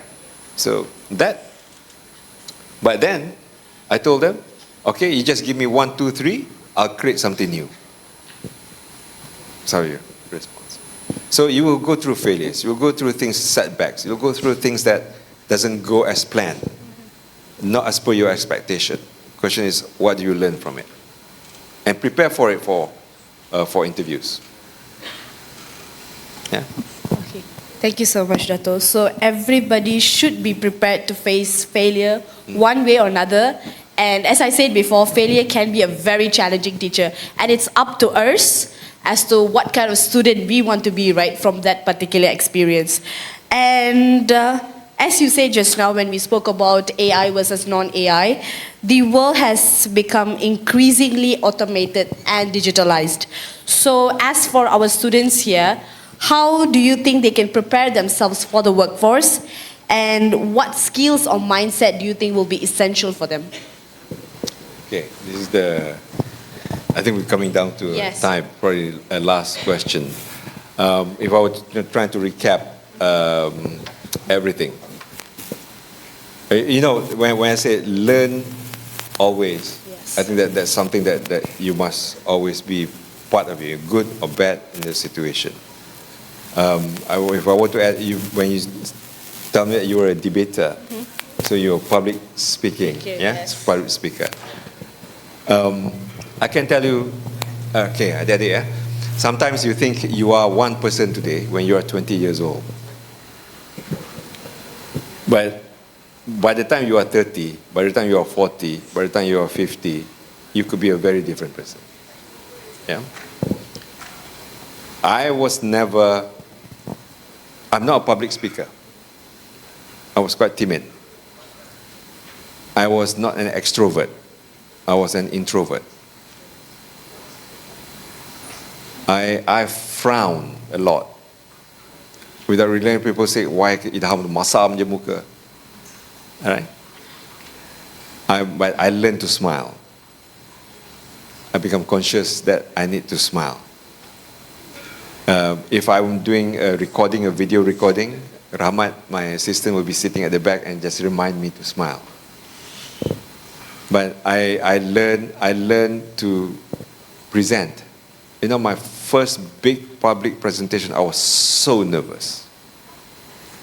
I can tell you, honestly, my first big meeting with the big bosses of IBM at that point in time, I was like 24, 25. I think I almost broke down. Yeah? Because I was so nervous. But I learned to be, if I'm introvert, how do I learn to start interacting with people? I don't know how to speak, I learn how to speak. If I see myself as somebody who came from Kampung Tanjung Unut, dok cakap Terengganu semua gitu, you probably do not think the person speaking when I speak when I'm to be honest with you, when I was studying in New York, I came out, I speak with a New York accent. Learn always. Yeah? Learn and you can transform yourself. That one, you must believe that you can do it. I was a naughty boy. I was a very naughty boy. I was very naughty. But it does not mean I don't learn responsibility. Yeah? And learning is you have to know when Allah give you an opportunity. And you have to know when God give you a reminder. And when God give you a reminder. So you have to know, you learn this through life. But you must learn, and you can be whoever that you can be. Yeah? But you must go through this.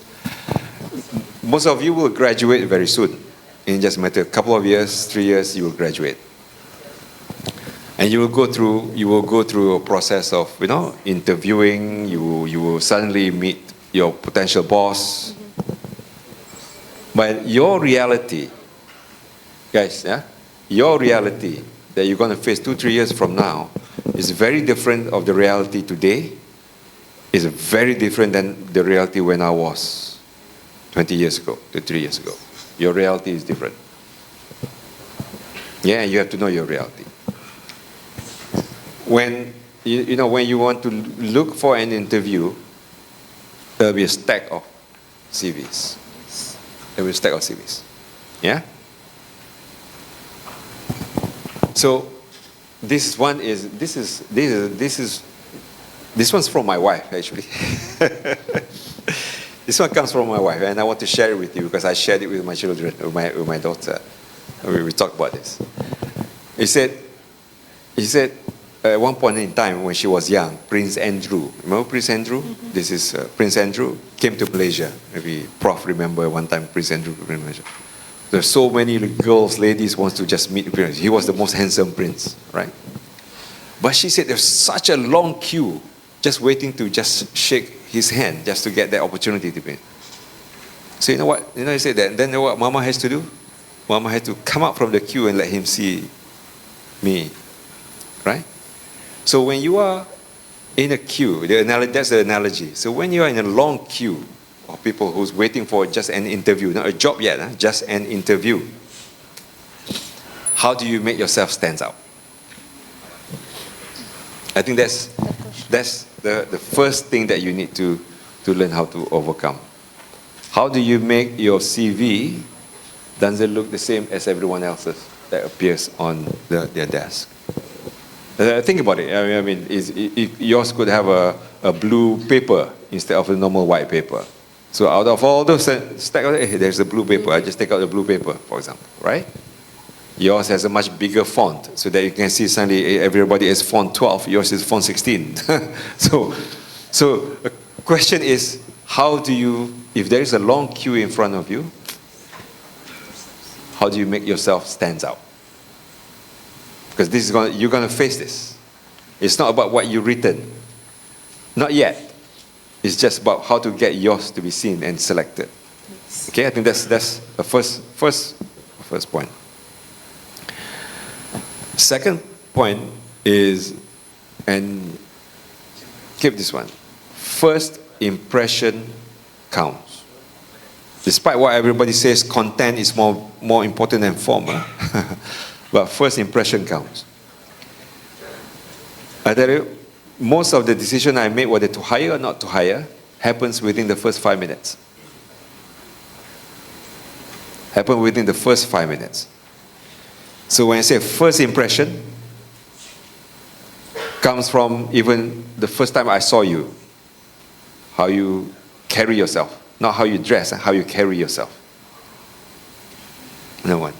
And you have to see, if you don't know what's the difference, find out what's the difference to carry yourself and how you dress, how you carry yourself. 2 is how you introduce yourself.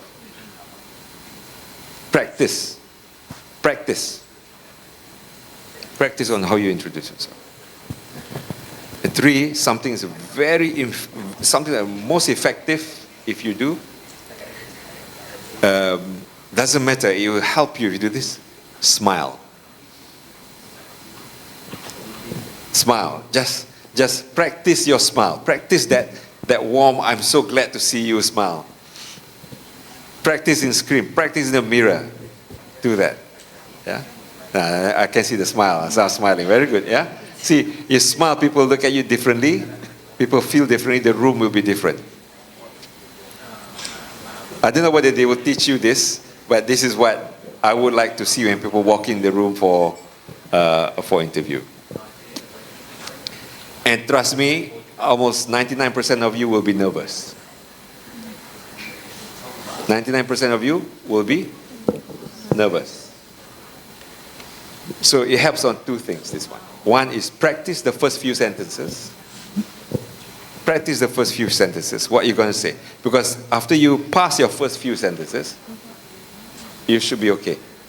It's just the first yang bila naik, dah tak boleh nafas dah tu susah kan. So practice the first few sentences, then you should be okay to that, after that. And sometimes if you're too nervous, just tell the interviewer that you're nervous. Just be very open. Just say, I'm sorry, but I'm quite nervous now. Let me just give me a minute to just recoup my thoughts. That will help you more than you stuttering. Yeah, do that. So a few of this as something that your technique. Don't talk too much. Don't talk too much. Don't talk too long. Don't monologue. Okay, I'm giving you some practical advices of interviews. Don't monologue. Sometimes people talk to me, I think you should have stopped 5 minutes ago. You should have stopped talking 3 minutes ago. Yeah? If there's a question, don't answer more than 3-4 sentences of the answer. Yeah? Straight to the point. If the answer should be a yes or no first, then say no, but let me explain. Yes, let me explain. Don't go around and come back. I will be looking for people who gets to the point. Yeah? So this is a few things. And ask question. It doesn't matter if this is a fourth interview and you already asked 3-4 questions to the first 2-3 interviews before that. When the bosses come and you are in front of the boss, don't say, oh, I already asked all my questions in my previous interviews. Ask question because you may not see him again. Right? So there must be a question. Ask a question. If not one question, just tell me about the job. Tell me about your company. Tell me about your vision. Tell me about how you like to do things. Tell me how you would like to see me to be successful. Those kind of questions. Okay? So remember, those are a few things that I would look for in an interview. And I like somebody who tells a bit about personal. I'm the eldest among 4 siblings. I came from a small town, blah, blah, blah. I've been through this education, but yeah, I'm here to look for a job, right? That you must practice your opening. That opening is not about what you have learned in school. That opening is about who you are. Okay? I hope you write this down, or you record it. But this is, most interviews will look at this, and as you grow up to different companies, they will get it. Yeah. So I think that's for interviews. And then as you go and build your career,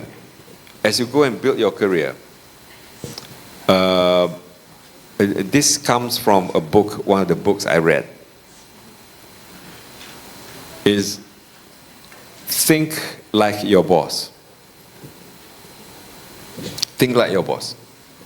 This is what will take you far. Think like your boss.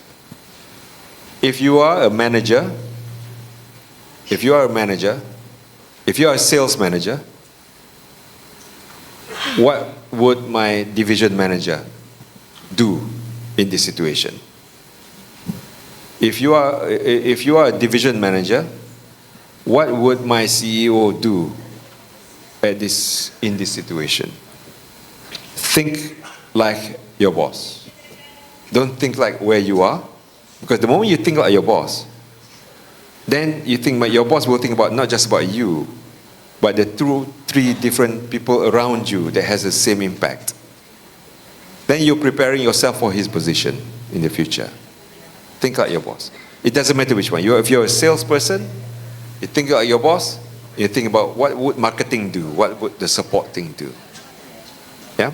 So do that. That's probably another advice that I would put.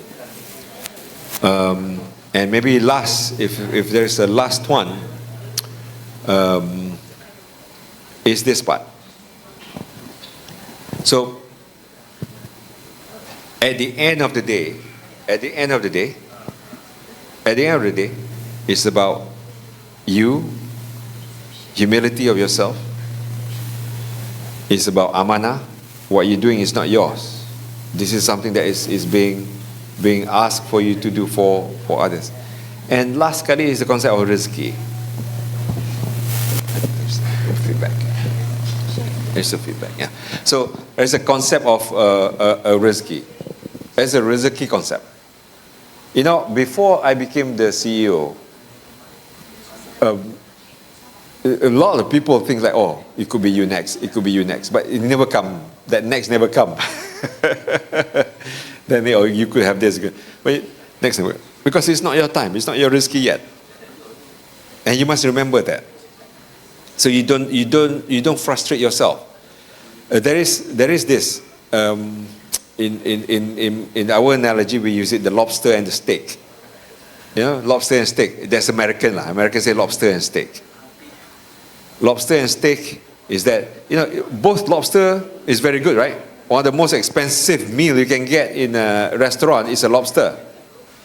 If not a lobster, then you talk about Wagyu beef, right? Or a steak or caviar, and also that. But you go into a restaurant and you want to buy. Sometimes you choose just a steak. You don't choose steak and lobster.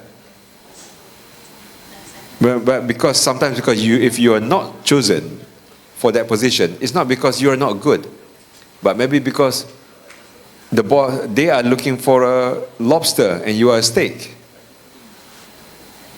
So concept of rezeki, your time will come when the right time comes, and it will come, and then you know that you have to. That's the opportunity given to you that you need to work on. Okay, Prof. Maybe, yeah. I think that's timing also perfect timing. Yeah. Alina, thank you, thank you so much. And that's all I can share. Thank you. Okay, thank you so much, Datuk. And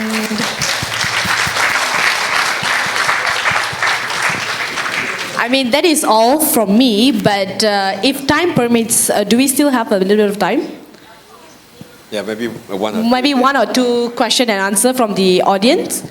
Does anybody have a question? Maybe we'll take one. Right.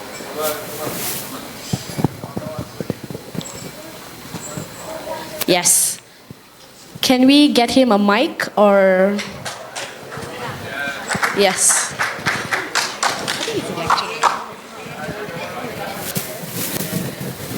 Boleh dengar kan? Or yeah. Boleh dengar, boleh.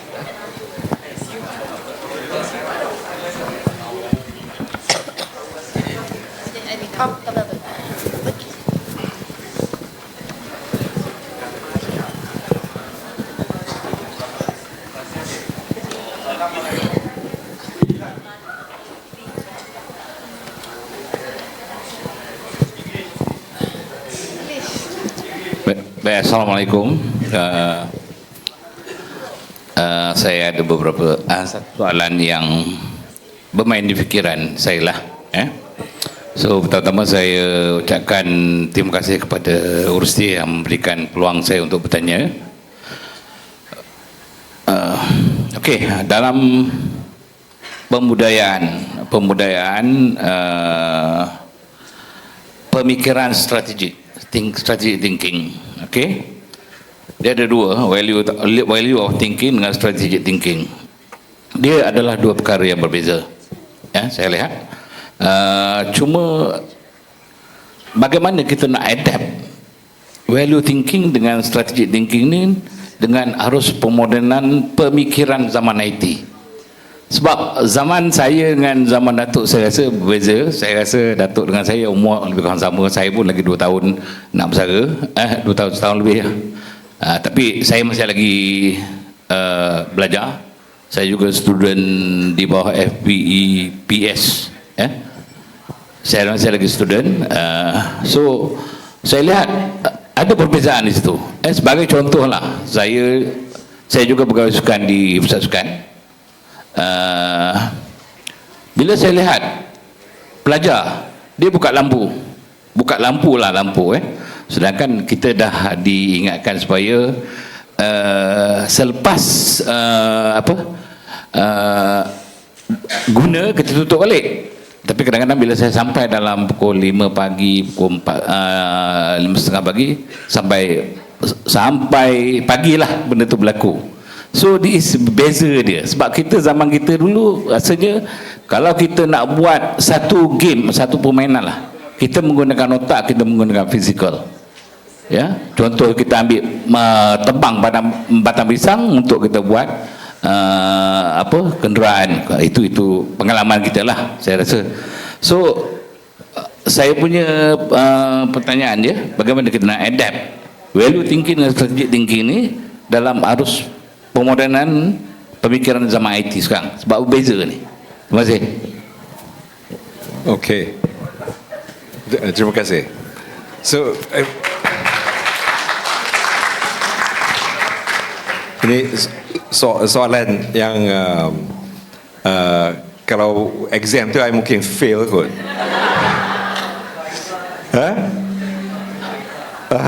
Value thinking versus strategic thinking in the era of this IT and digitization.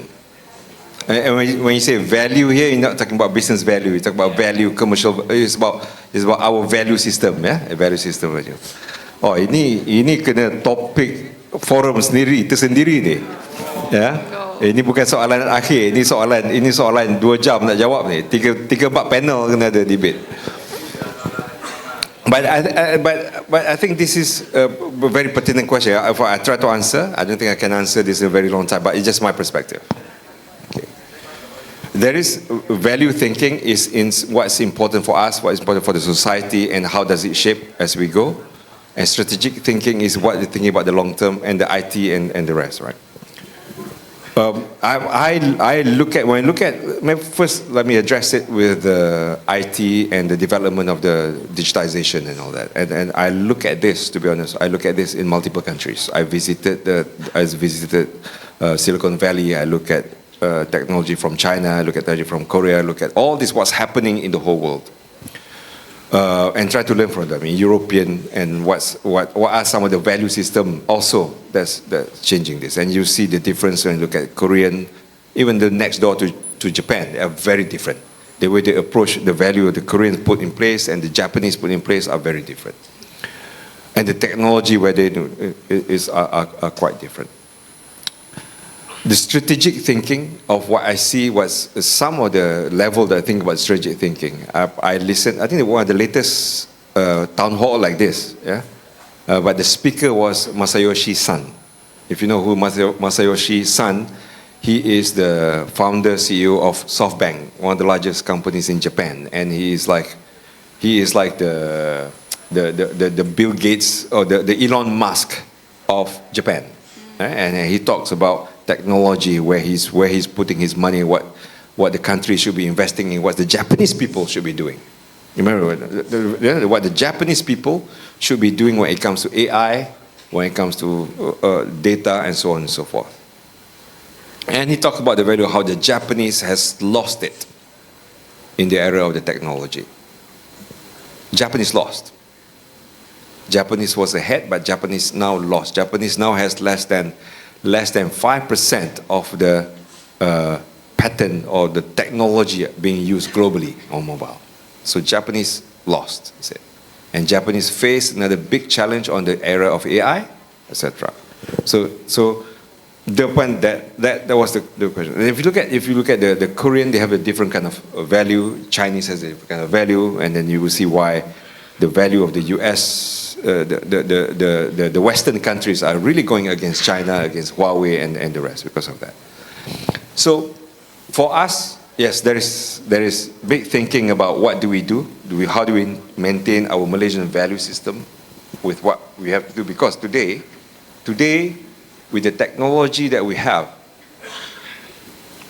the value system, our value system is being threatened in the very bedroom of our children.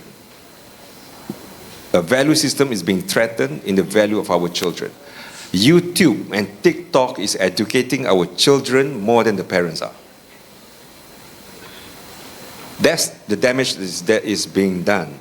And then if this doesn't wake up, then we will have, in some of the debates that we have, we are saying we're going to face a lost generation. The whole world is going to face a lost generation with what's happening today. So then, if that value system is being threatened, and now in the era of AI, sorry, because there was a deep question, I'm giving a slightly a deep answer, and then adik-adik, you may hear this, but you may not understand it yet. But it will come a point that you will understand it. And then when it comes a point that you are faced with this question, you know. Our value system is being threatened by, for example, even in the AI world, people will start to think that ChatGPT is the source of truth. That is going to be dangerous. Anything, ask ChatGPT. Anything, ask ChatGPT. Very dangerous. Because AI is being known to hallucinate. You know what hallucination, AI, everybody knows? AI hallucination? No. They tell you as if it's the truth because they think it's the truth, but it's actually not the truth. They hallucinate. They're putting things in front of you. But AI already starting to lie. It's telling you something that is wrong. And then when you ask a probing question, it's telling you another lie on top of that lie to cover up the first lie. Okay. But it's not big widespread yet. If you look at AI today, is scale of 1 to 10 is just we are at step number 2, step number 3. Okay? And then the big technology companies are thinking about how do you put GPU closer to your home. Yeah, the big tech companies are thinking about this. The tech Japanese are creating inside the chip something else that can have you as a person inside the chip. So this is when we talk about evolution of the technology, I'm not talking about just how data moving about. This is 2-3 generations of technology that's coming into this, and that is going to change our value system if we don't put the value system in place correctly in our families, in our homes, and that would change how we need to think as a country, that how we need to think, and especially also for the education system that needs to change, that needs to adapt, because the value system actually being incepted more through the education system. And how do you adapt when somebody else is educating our children in the bedroom? Yeah, and Malaysia has spent most time online than any other countries. Yeah, in that environment.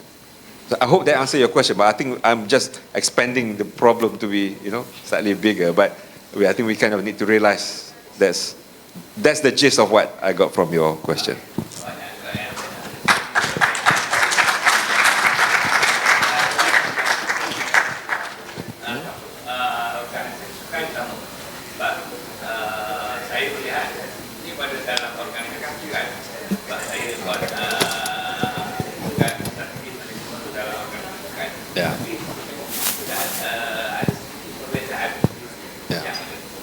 So this is a wider, so the impact to society, technology and all this, the implication to society. Saya.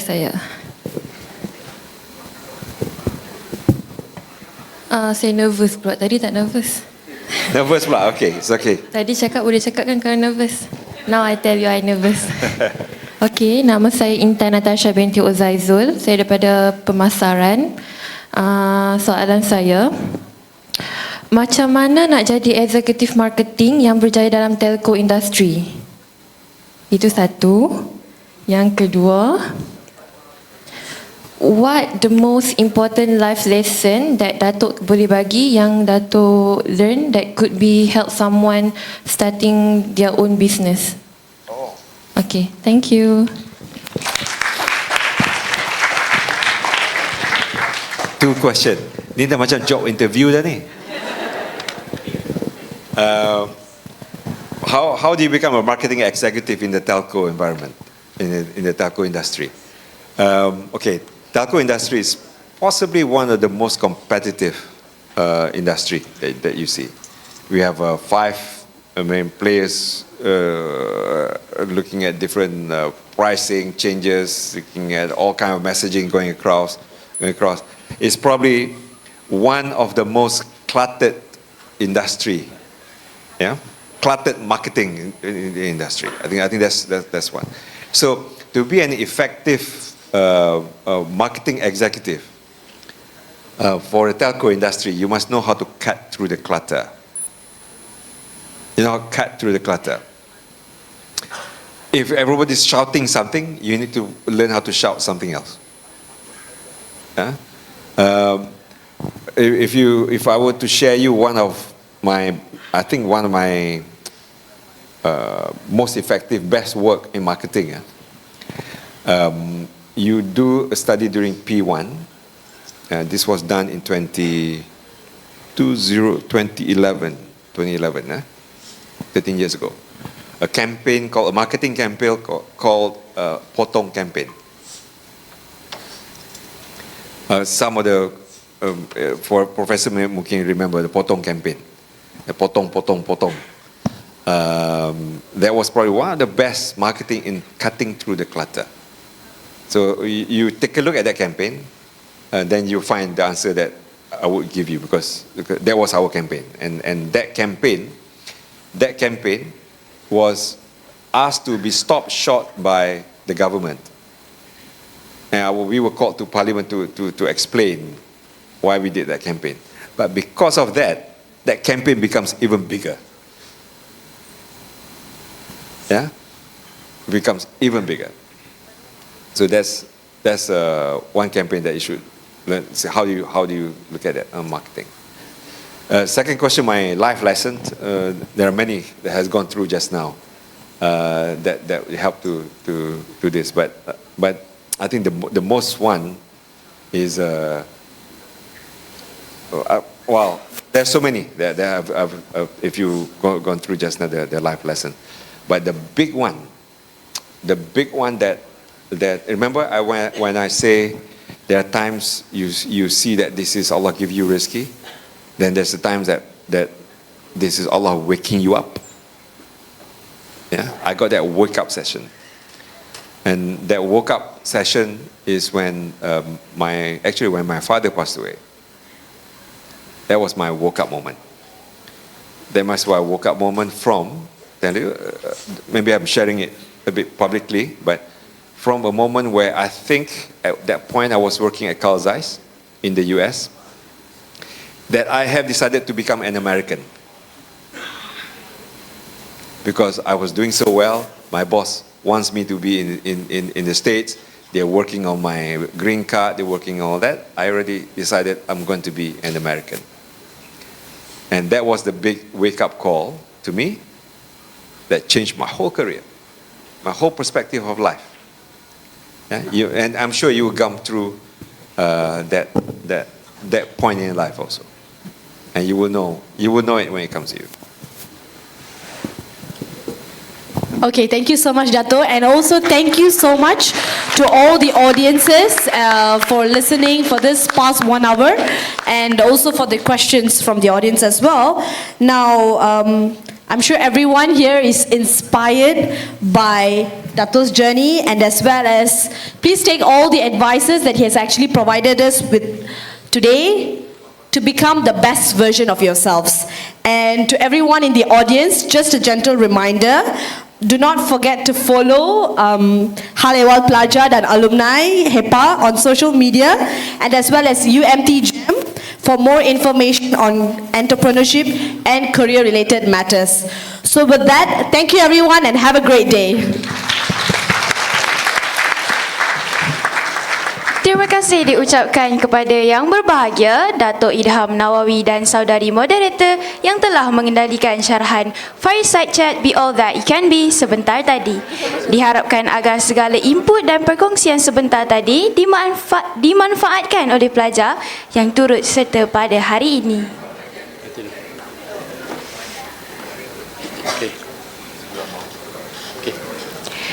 Warga auditorium sekalian, seterusnya majlis diteruskan lagi dengan acara penyampaian cenderahati.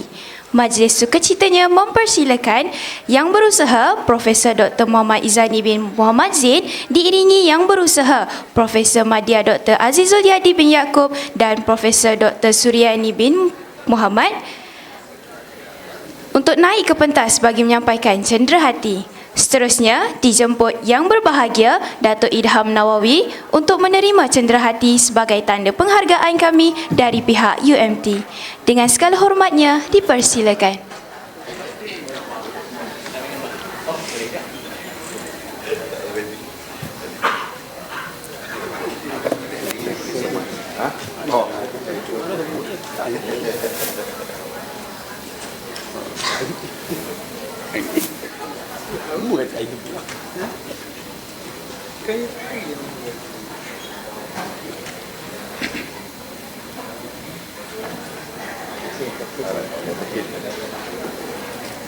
Terima kasih atas puasa. Tak ada. Terima kasih. Terima kasih. Terima kasih. Mira. Dah. Dengan berakhirnya sesi penyampaian cenderahati itu sebentar tadi, maka kita telah tiba di penghujung majlis. Mewakili pihak majlis, kami ingin mengucapkan ribuan terima kasih kepada semua pihak yang terlibat secara langsung maupun tidak langsung bagi menjayakan wacana pada hari ini. Sekali lagi, pihak majlis mengucapkan jutaan terima kasih kepada semua yang hadir dan para hadirin yang sudi meluangkan masa bersama-sama memeriahkan majlis syarahan yang diadakan pada pagi ini.